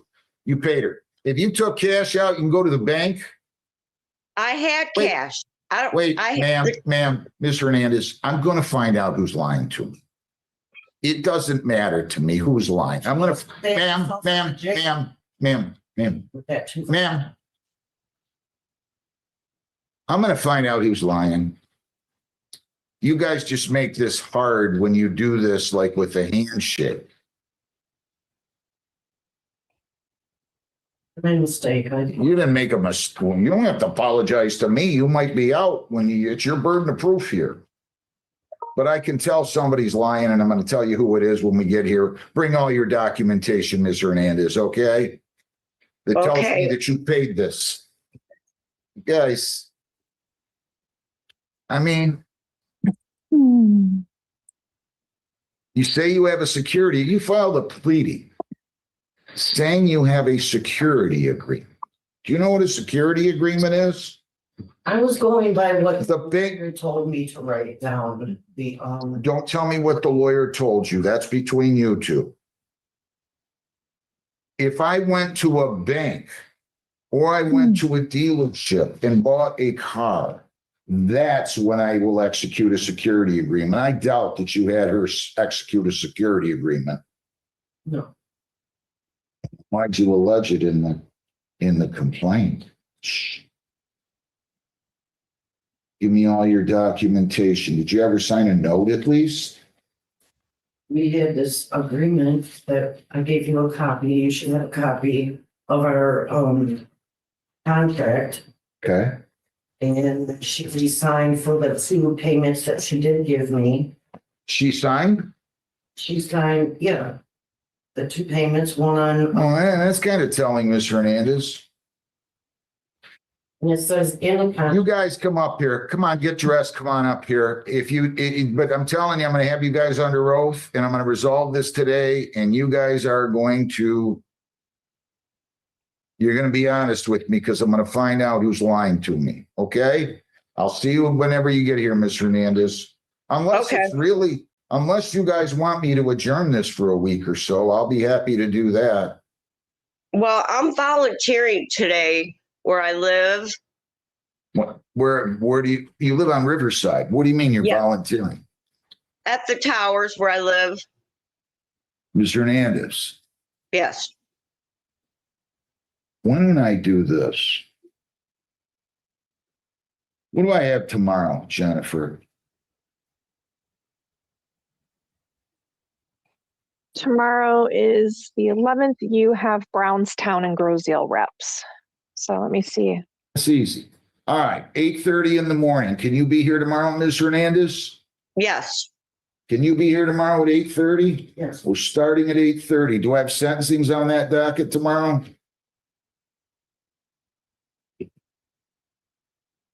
No, I don't see any sentencings at Good. 8:30. Perfect. 8:30. You guys be here. Don't make me wait.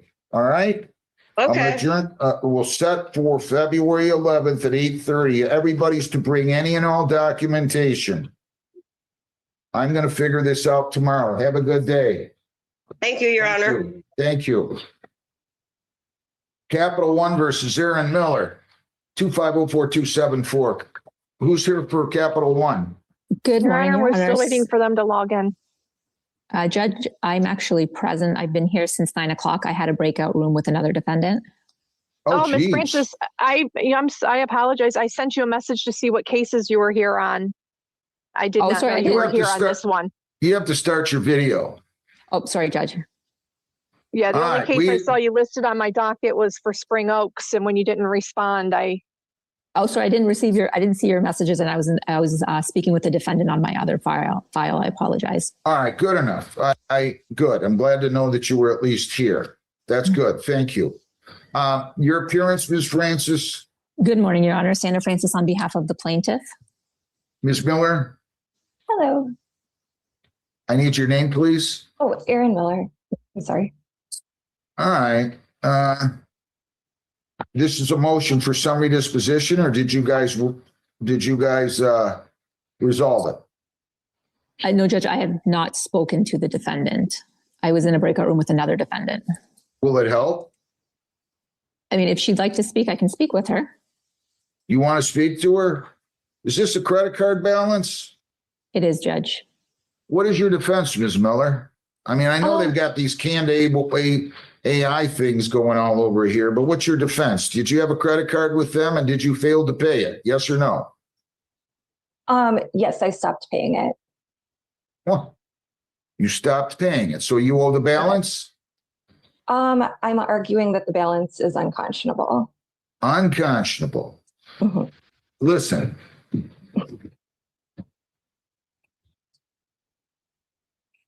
All right.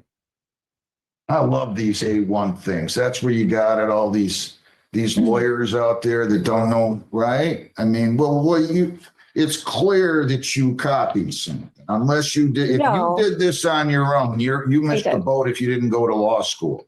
I took the LSAT during the pandemic and decided not to go because the economy is so rocky. But no, I did that on my own. Yes. Wait a minute. Are you telling me you wrote this yourself? You I didn't did. copy and paste? I copied and pasted some of as you can tell from the bench book, the civil proceedings bench book. I also used Google and I read a lot of court opinions. And I looked for a lot of different ways to support my If position. you enjoy doing this, maybe you should go to law school. I'm still thinking about it. I took the LSAT, so we'll see. I'm going to take it again probably if I decide to go, but we'll see what happens. Law school is very expensive. And the economy is not If you good, did go so. down the LSAT and you did good in college, you might be surprised. They're giving out scholarships like they give out candy now. And that's a good cool. thing. That is a good thing. Very. I mean, it really is. Anyway. Okay. What do you want to do here? You guys want to talk? Judge, I'm willing to speak with her. Sure. All right, go talk, see if you can resolve it. If you can, I'll hear the motion. How's that? That's fine, Judge. I did resolve my other matter. Did you want to call that one for Spring Oaks? Yeah, I'll call that one first. Spring Oaks Capital versus Gabriel Catrani, 2504421. Good morning, sir. Your name? Good morning. My name is Gabriel Catrani. All right. And Ms. Francis, your appearance? Good morning again, Your Honor. Sandra Francis on behalf of the plaintiff. What is the resolution on this case? Your Honor, the defendant is currently making payments on this account. We've agreed to enter into a conditional dismissal. The defendant is making monthly payments. You have a balance. One thing I don't want you to do, please. When I sign this conditional dismissal, it should reflect what the current balance is. Yes. I don't want to be ordering somebody in a conditional dismissal. I don't know why I'm getting some of these documents where I'm ordering somebody to pay something that they paid 2 months ago. I don't want to do that. So if you got a resolution, figure out what the balance is now, and you can just include that with any of your costs, and then you can have him pay whatever it is that you guys agreed upon going forward. Fair enough? Yes, Judge. Can you do that right now? I can give you the current balance right now is $19,223.85. He's made a total of $2,622 in payments already. So, and how much is he agreeing to pay? He is paying $1,311 monthly, and his next $1,311 monthly. Yes, and his next pay. I got it. Send me up. Go ahead. His next payment is due February 19th and the 19th of each month thereafter. All right. So right now he has a balance of $1,923.85. He's going to pay $1,311 monthly, has been, and will continue to. And his next payment is due on the 19th of February and the 19th of every month thereafter until paid, right? Correct. Perfect. So you're just going to do a conditional dismissal that reflects certain. If you want to put in there somewhere, defendant has already made payments and the balance is now $19,223.85. Part of the case. Your Honor, but what was the paperwork that was agreed upon? I mean, it should be done by November this year. Correct me if I'm wrong.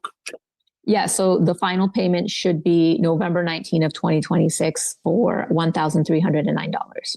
Yes. That should be your last payment. That total comes out to be around 15,000 something, right?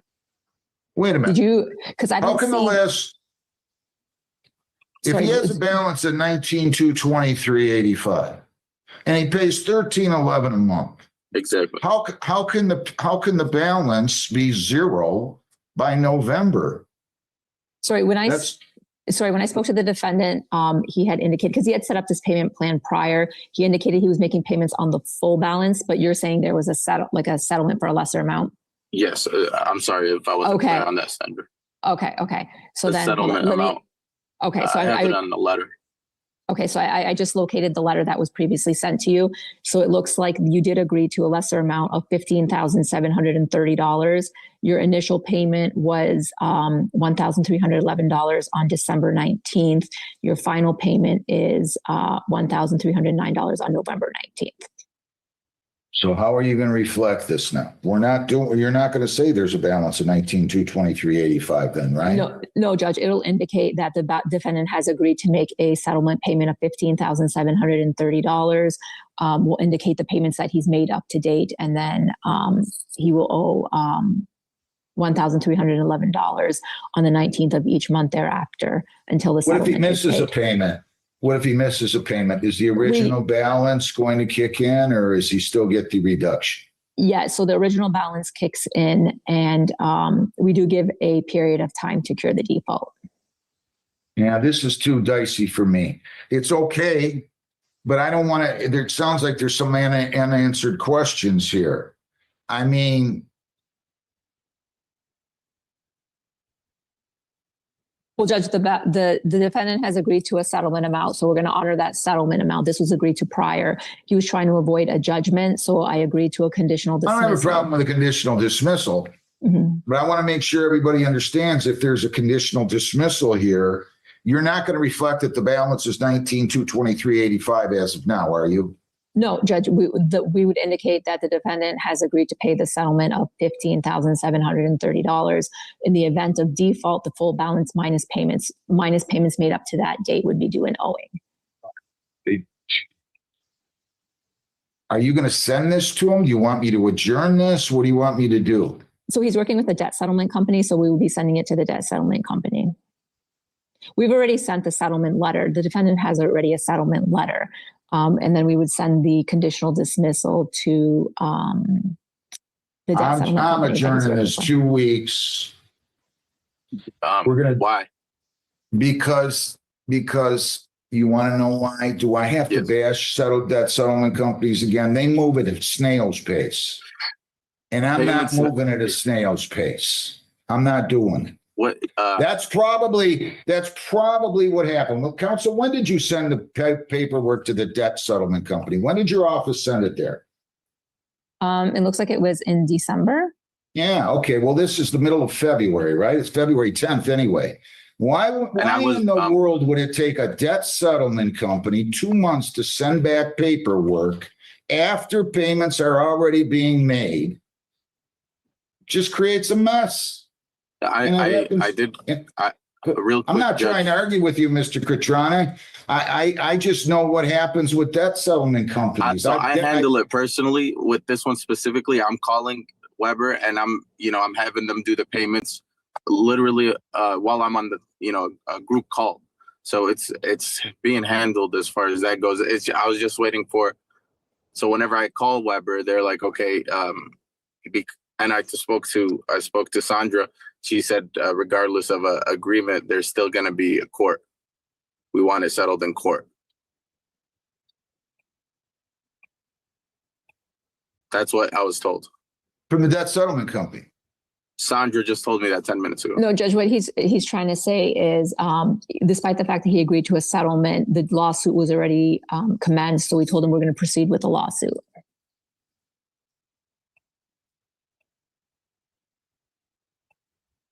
Okay, am I missing something? And I don't. I was served. Mr. Catroni, I get it. Yes. I get it. I'm talking to the lawyer now. Just give me 1 second, if you would.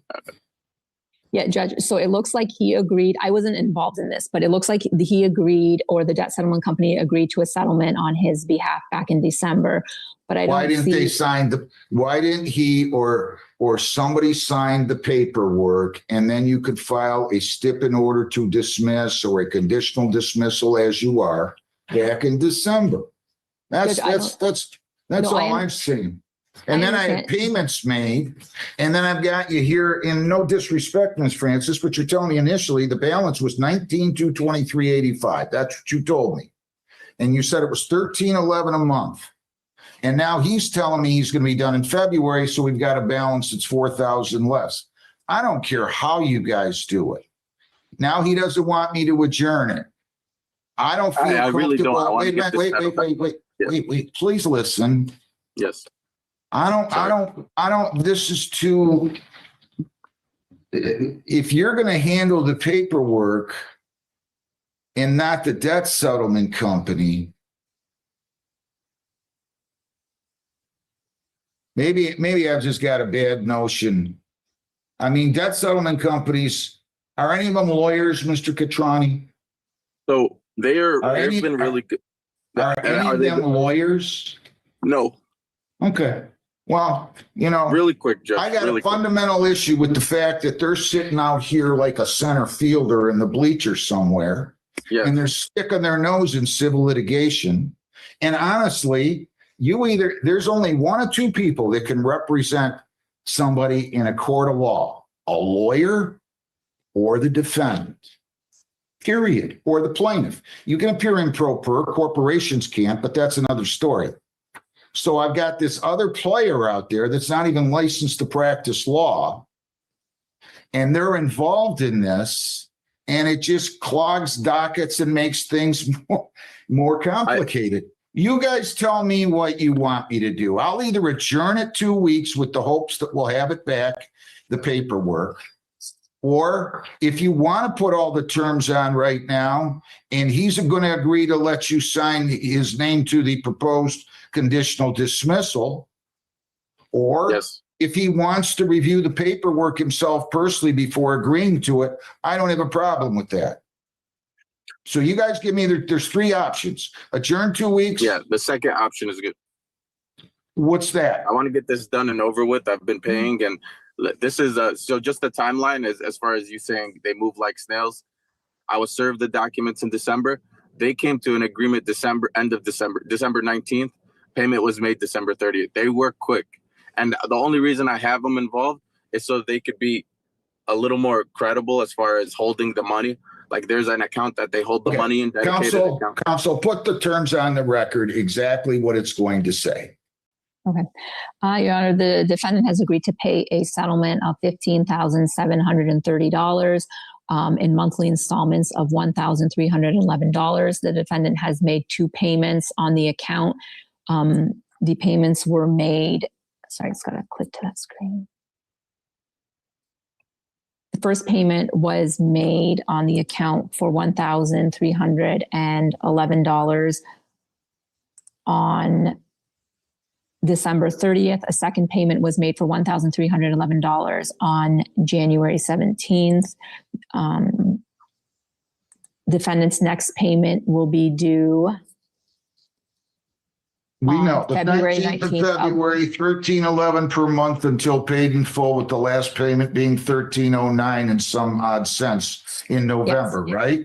Yes, and in the event And then of, what language are you going to have in there as to what happens if he misses a payment?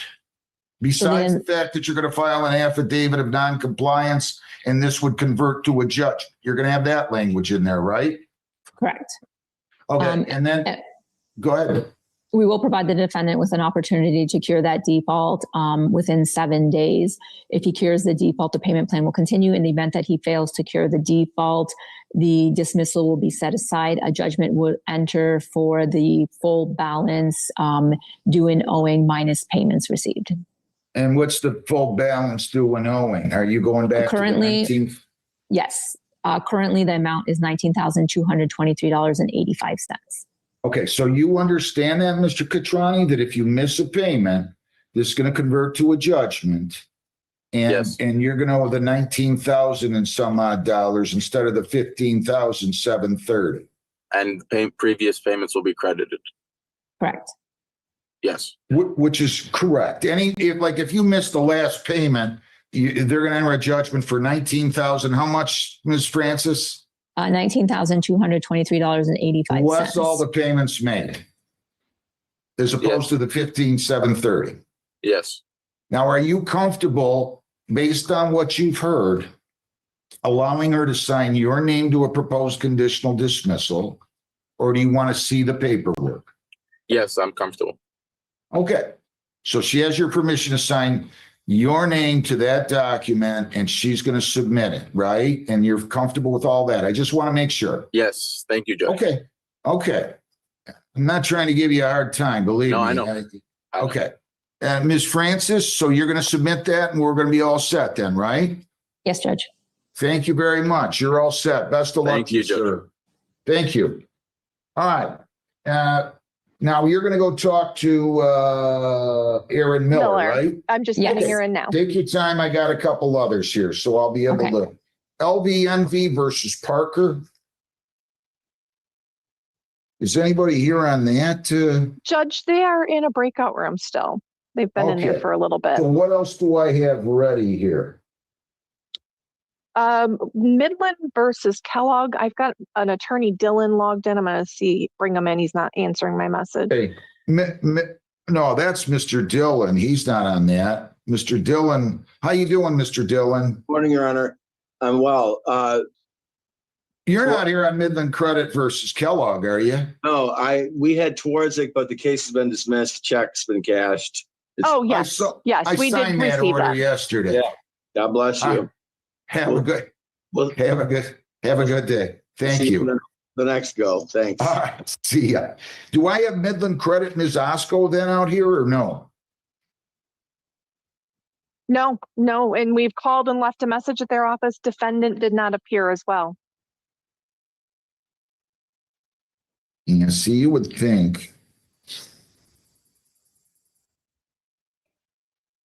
You'd think they'd at least call and give us the courtesy of that, wouldn't you? I'm going to go ahead and dismiss it. He didn't appear. She didn't appear. We called. It's 45 minutes late. Case dismissed. Do it without prejudice. Just do a regular order, failure to appear. Both parties dismissed without prejudice. Okay. I will type that up. Thank you. Do I have anything ready here? What's your name, sir? They're here at 10 o'clock. Are both parties here for the 10 o'clock? There's only one. Well, I don't know if we want to take that either. Well, not if I only got one. Yeah.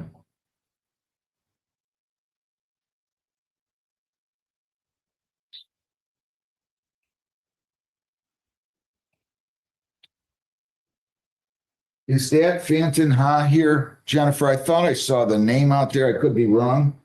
I don't have plaintiff's attorney back, but right. Yes. So I'm waiting for plaintiff's attorney to come back, Mr. Spellman.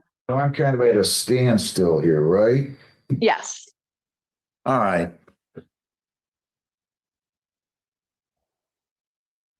Okay, I'm gonna get off the bench. Thanks. We'll be back as soon as something's ready, folks. Thank you. Stay seated.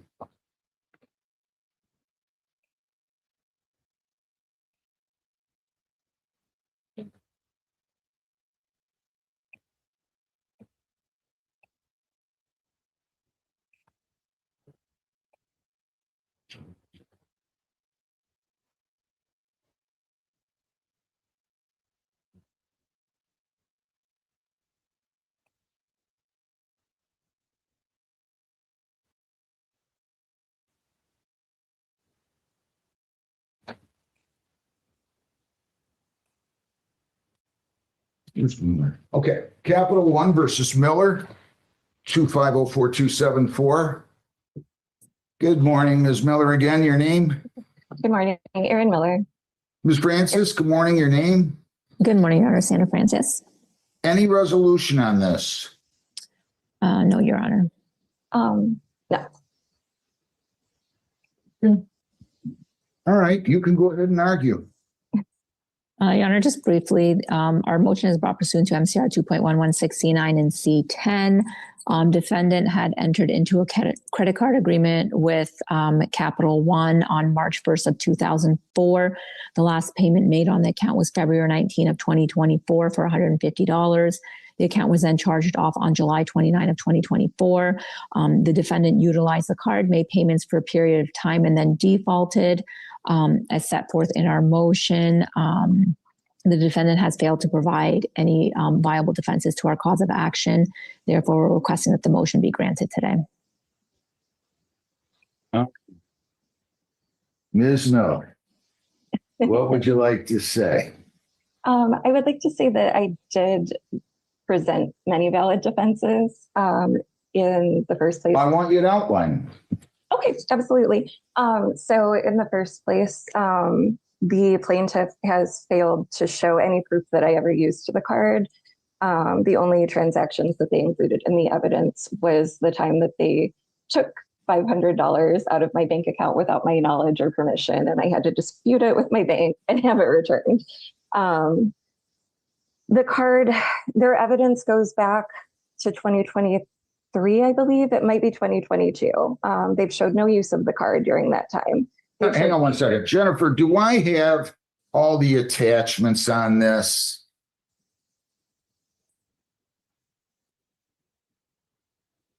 Jen Weisman? Yes, Judge, I'm looking.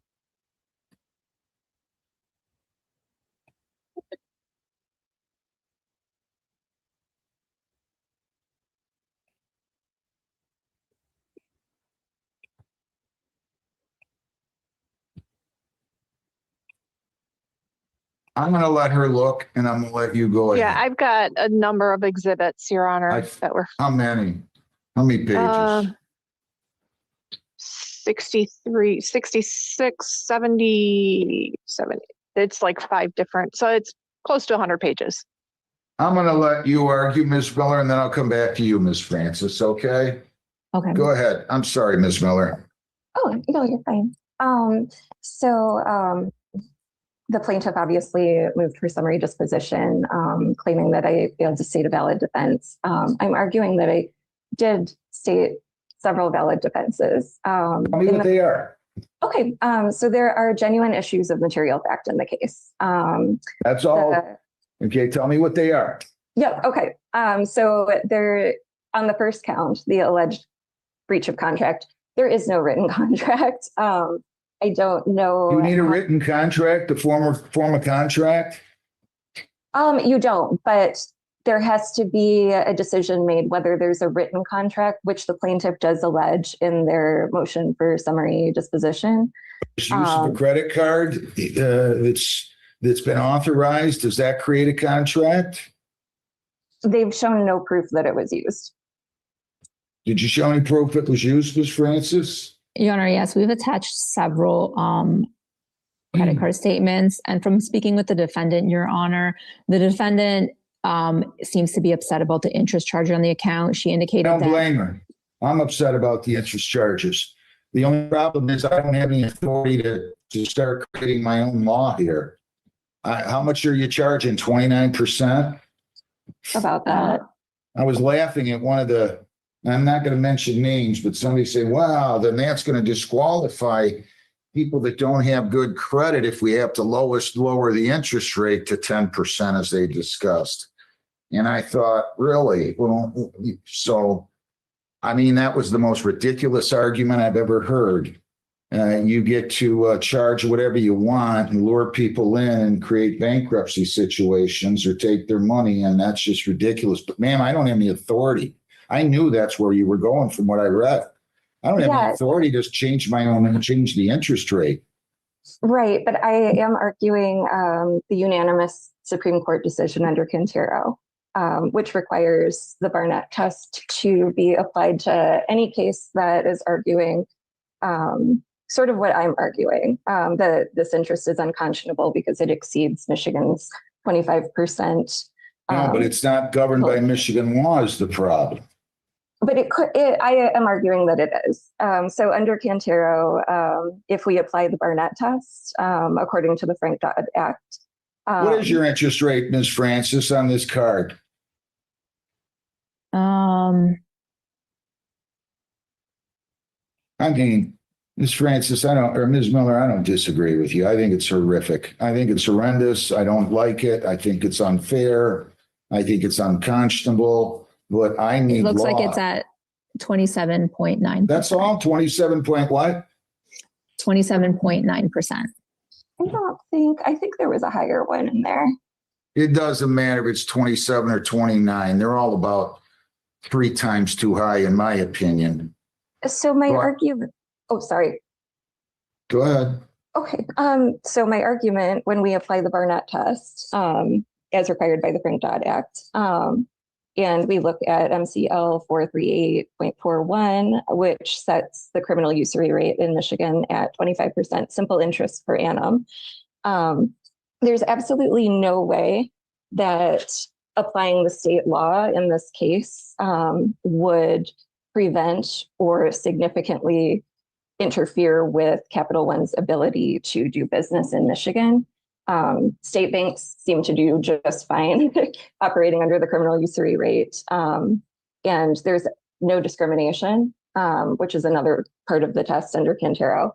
And so I think when we take those two things into consideration, Quintero does apply here, and you do have the authority. To limit them to what? To just strike out all the interest whatsoever, or what? No, Michigan sets the criminal usury rate at 25% simple interest per annum, and that is per MCL 438.41, which is Act 259 of 1960. So you're just arguing a difference of 2.5% roughly, 2.9%. You understand that, right? I do understand that, but that adds up over 20 years. This was an account that was opened 5 years before the Card Act of 2009 was passed. And that was passed by Congress because they were seeing what was happening to my generation, that we were being preyed on. Yeah, I know. I've been saying this for 20 years, at least 25 years, I think. It's ridiculous. Can you do anything to help her out on that, Ms. Francis? Your Honor, I can't agree to waive all the interest over, but I did offer her if she wanted to discuss a settlement. But the settlement that she offered was not something that I could accept. I mean, if she's willing to discuss a reasonable settlement amount, I can definitely. I don't want to know what your settlement amount is. I don't want to know what offers there are. You're saying you agreed to waive all interest? No, I did not agree. She was seeking for me to waive all the interest, which I could not agree to. So I offered to discuss a settlement for a lesser amount. And the settlement amount that she offered was not reasonable for the amount that's owing. So can you tell me what the total amount owed that you're seeking, Ms. Francis, is? Yes. So the total amount owing right now is $5,098.69, Your Honor.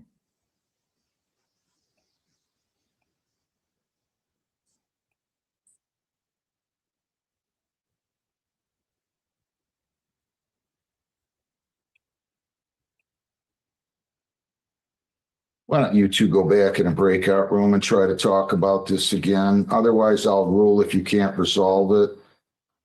Sometimes, Ms. Miller, we might be right in principle, but we're wrong in the law. I mean, I don't like this either. I'm being completely candid with you. I've said this many times. And I just think it's horrible. I really do. 29%. I mean,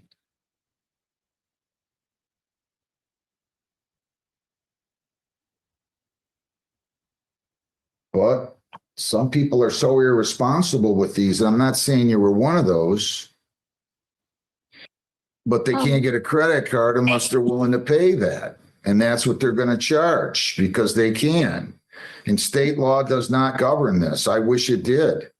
And I wish the cap was at something reasonable. We'll see if Congress has the wherewithal to act. I doubt it, but we'll see. I'll be shocked if they do. They should have done it decades ago. You go ahead and talk in a breakout room, ladies. See what you can come up with. Okay. Okay. LVNV versus Torrey Parker, 2500558. Good morning, Your Honor. Now, Jack Francis on behalf of Plaintiff's Attorney of Record. Good morning, Ms. Francis. Morning, Your Honor. Do I have Ms. Parker? I'm looking here. Yes, good morning. Oh, I'm sorry. Your name? Torrey Parker. Your Honor, we did. Sorry. Yeah. Go ahead. Go ahead. We did discuss the matter. Ms. Parker wants to discuss the matter with her attorney and also we needed some more information from her to connect the dots for what she is claiming. So we both agreed if Your Honor would allow a 30-day adjournment.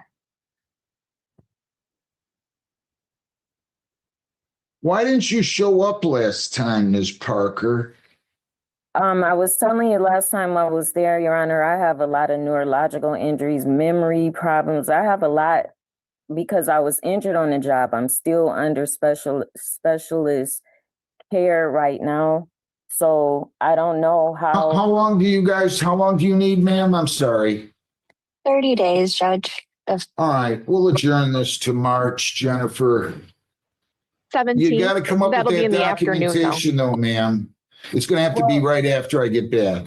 Your Honor, when I came in the first time, I brought in a check. They wanted bank statements. I brought that in, and now they're saying that's not good enough. So I have to figure out I guess what it is. She told me kind of what I needed, so I'm gonna try to get it from my attorney.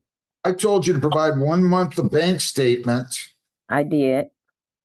That's what I said. Did she give you a month of bank statements, Ms. Francis? Judge, she gave us parts of the bank statement, and all the bank statement said was deposit. And then the check is from a company that's not related to workers' comp, which is what she's claiming.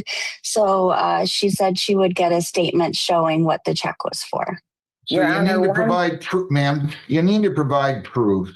Your Honor, I brought in, Ma'am, just listen to me. You need to provide proof that you did not commingle these funds with other funds. Are you with me? If this is just workers' comp funds, you have a point. If they're not, then you don't. You understand what I'm saying? That's why I brought in the bank statements. And I think it was just one page because it looked empty. It's nothing on the page. And that's the one I took out. But I showed it to her today. And so she saw the pages that she said weren't in there. She saw them today, and she doesn't even want that. She wants something totally different from the bank statement. She says something. When I look up Sedgwick online, she looked it up. She says she didn't see workers' comp. I have it right here, and it says nothing but workers' comp when you pull it up online. So now she wants me to prove basically that Sedgwick is workers' comp and that these checks are workers' comp. I mean, it says Sedgwick on the check, but she says she can't find Sedgwick under workers' comp. Go to the bank, go back to the bank, and ask them to type out a statement that these are the number of pages in that monthly statement. You bring 1 month of bank statements, like I told you, and then there's no question about it. Well, that's Judge, what she has, Your Honor. There's 2 checks that she's deposited, and so she just needs to show. The letter she showed was that it was for a medical refund for one of the checks. So we need just some connection that these funds are from workers' comp. She hasn't shown that the checks are from workers' comp. I showed her the letter, and the letter says work-related injury. And I showed her the letter from the attorney explaining what it was from, and it says on the letter work-related injury. Well, I don't know. You guys are saying what you sent her, and I don't have a copy of any of these. Can you send them to me, whatever it is you gave to them? Yes. Send them to us so we can have them part of the file, and I'll have them in the file when you return. Okay. She also didn't send it, Judge. She just held it up to the screen today. So I asked her to send us copies too. Send it to her, ma'am. Send it to her too. 1 month's worth of bank statements. That's what I asked you to do. Yes, I brought them to the court, and they took I don't know. Judge, we do have some bank statements that she brought in. I thought they were printed and put in the back of the packet, but maybe we missed printing them. All right. Well, Judge, we would just need connection that it's workers' comp. yeah. So you send those to Ms. Francis, Jennifer, and you don't have to do that, Ms. Parker. We'll send you Ms. Francis. We did get those bank statements. It's just there's page 1, then page 3, then page 5. There's pages missing, and then the deposit just says a large deposit. It doesn't show what it's from. And there's 2 checks. There's 2 different checks that she deposited. So we need the proof that this is workers' comp payment, Your Honor. Yeah, I'm looking at the back, Jennifer. I didn't realize I had those. I had page 1 of 7, then it says 3 of 7, then 5 of 7. That's what we received. Then 1 of 5, 3 of 5. So we don't have them all either. 3 of 7. You have to get, they shouldn't say 3 of 7. Where's 4? Where's 2? You got to get us the appropriate ones. You need to bring those up here. We're going to reschedule this. Okay. Okay, but you got to get us all the documents. I understand what she's saying now. Give me a date in March. The 17th, but that would be at 1:30 in the afternoon. Okay. Thank you. What's my docket that morning, Jennifer? Could we do this in person too, so we can just see everything? I would as love well? that. Yeah, come in person. Both parties to be in person. Jennifer, You've Do I got have probation something and more? department reps that Okay, morning. good enough, good enough. 1:30 in the afternoon. I'll start promptly, okay? Thank you. Thank you, Your All Honor. right, have a good day, you guys. Thank You you. too. Thank you. Thank you. Capital One versus Miller, 2504274. Ms. Francis, your name again, please? Good morning again, Your Honor. Sandra Francis on behalf of the plaintiff. I need you to start your video. Ms. Miller, your Sorry, name? Judge. Good morning, Erin Miller. Any resolution? No, Your Honor. The defendant has indicated that she would like to hear your ruling on the motion. I mean, ma'am, I would love to help you. But we have documentation showing that you were the card holder. The last payment was made in 2024. There's no statute of limitations problem. I don't like interest rates like this. But I can't sit here and make my own law. I'm just not going to do that. There's no genuine issue as to any material fact. Plaintiff is entitled to judgment pursuant to MCR 2.116C10. Counsel, give me your breakdown, please, again, for the amount of the judgment. I believe you said it was 509,869 is the principal sum, true? Yes, the principal is $5,098.69. What else do you have? And then there are court costs of $136.04. Statutory attorney fee? No, Judge, we're not seeking that. So you've got what, 5234.73, is that right? Yes. Judgment is entered. Ma'am, I'm sorry. I really am, Ms. Miller. Did the court need us to submit the order, Judge? Yeah, I'm going to ask you to submit the judgment. And maybe you can go to law school, Ms. Miller. But I mean, you're so right.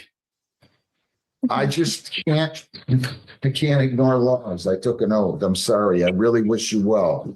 Best of luck. Thank you. Thank you. Thank you. Okay, Capital One versus Dat Ha 2502712. Oh, there you go. Good morning, Your Honor. Good morning. Your name? My name is Dat Ha. Good morning.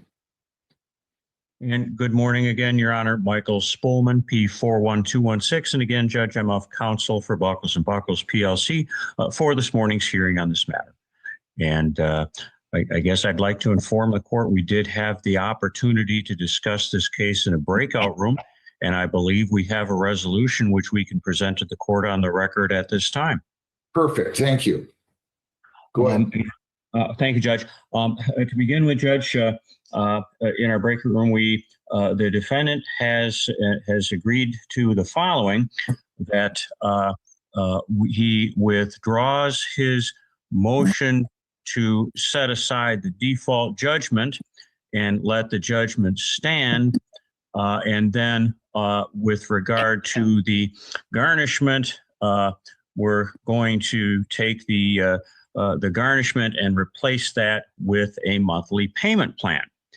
And the monthly payment plan would be as follows: that he would pay off the judgment at the rate of $530 per month, with the first payment to begin on be due by March 28th of 2026, and then continuing on the 28th of each month thereafter. The judgment would continue to bear interest at the statutory rate for these types of cases at 13%, rather than the high credit card rate interest problems that the court has been talking about this morning. Payments to be made to the Office of Plaintiff's Attorneys, which is on the documents that Mr. Ha already has on the case. And then the plaintiff would still have the right to pursue other collection remedies as allowed by law, for example, such as a possible state income tax refund garnishment. But as long as he makes his payments in a timely fashion, there would be no wage garnishment, Judge. Do you agree to all those terms, Mr. Ha? Yes, I agree to those terms, Your Honor. Counsel, are any amounts being withheld so far by the garnishee? Judge, I don't know for sure how much. I was looking for a garnishment disclosure, and I don't believe I have one. I would have that paperwork. Can you tell me, Jennifer, do you know whether the garnishee garnished any wages or bank account? I don't know what it was, if it was bank accounts or what. I believe have it was you. a wage garn, Your Honor. Yes, it was a wage.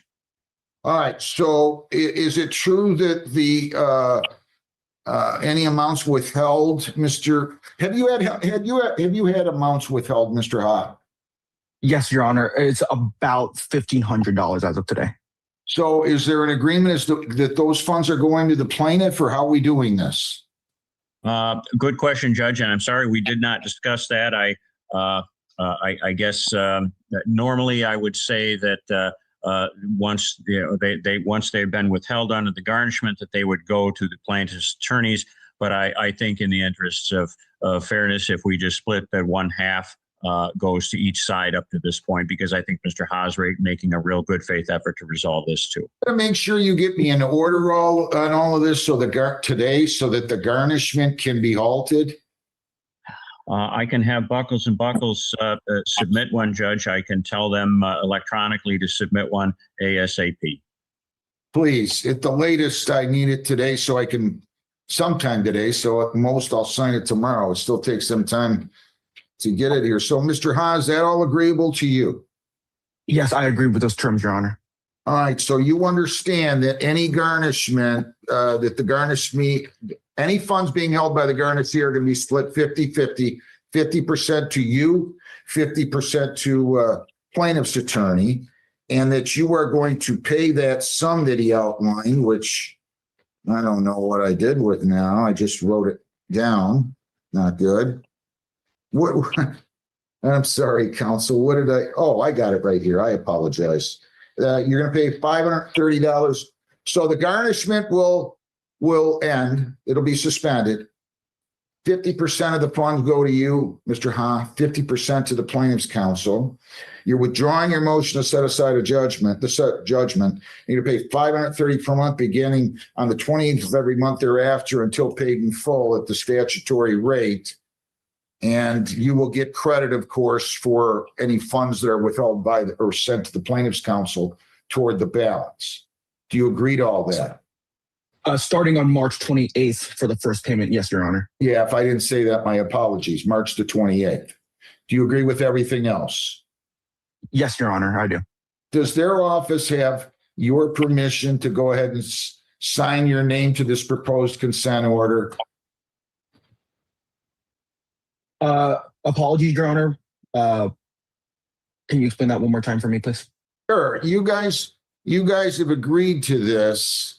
And so my concern is if they email it to you, it's going to take longer. I want to stop this garnishment for you. The quicker, the better. So if you give them permission to sign your name to this proposed consent order, I'm going to get it quicker, to be candid with you. So, Your Honor, I would like to see the order before I sign anything. Fine. You but guys I can return that by the end of the day, Your Honor. You guys can send in that, counsel, and counsel, Mr. Ha. Does your office or Buckles and Buckles have his email address?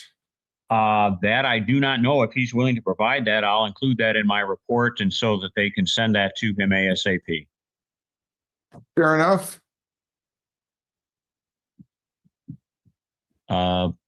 I cannot hear Mr. Ha. Yeah. So, Your Honor, would you like me to say that over the air, or would you like me to drop that in the chat? Yes, Your Honor. You don't want to give it out loud here? If you don't, that's fine. No, Your Honor. It's more of when you say the email over the air, lost in translation, doesn't hit my email, then nothing ever gets signed. Put them into a breakout room, Jennifer, and let them two talk. And then I'm going to conclude this hearing. You can give him that email address. Your office or Ms. Buckles and Buckles is going to send it to him ASAP. He'll send it to me. And if you want to give a call, Mr. Ha, to this phone number, 734-671-0201. extension 217, right, Jennifer? Yes, that's mine, Judge. Extension 217, you call her, you tell her, ask the judge told me to call so we can expedite entry of this. I get so many in those boxes and sometimes I don't sign them every day, okay? I get busy and don't. So, but if I get this one and they tell me, I'll make sure I get it signed ASAP, okay? Thank you, Your Honor.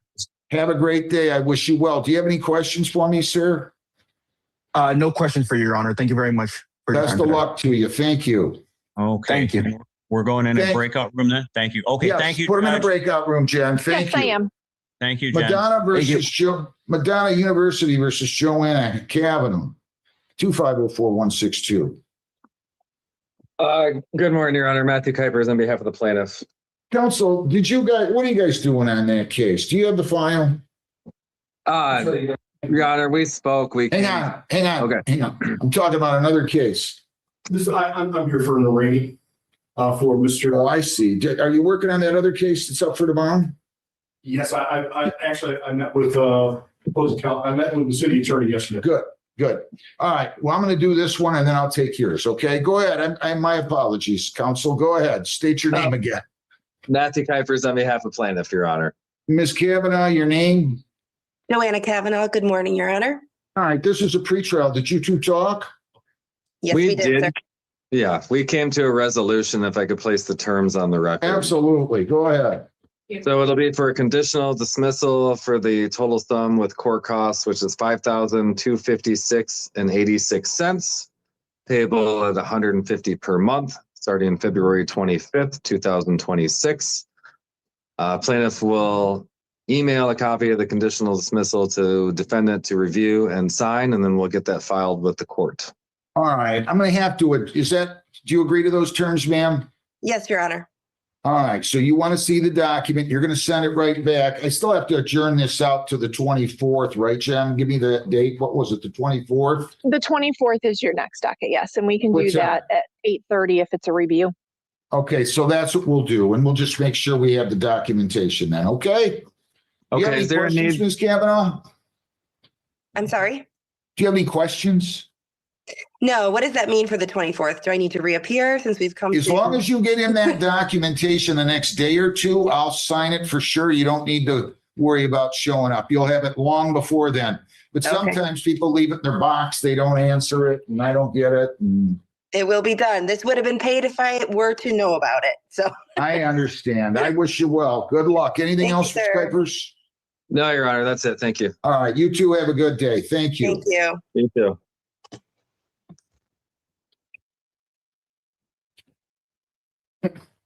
What do I have here?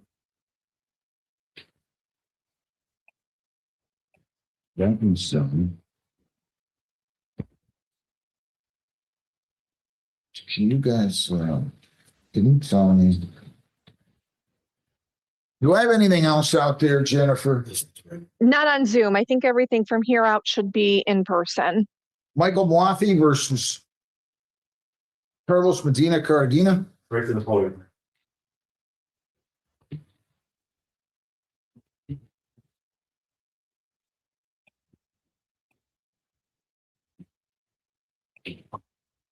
Your name?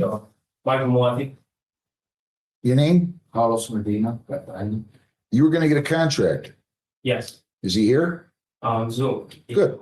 He was Good. on Zoom, but he's no longer on Zoom.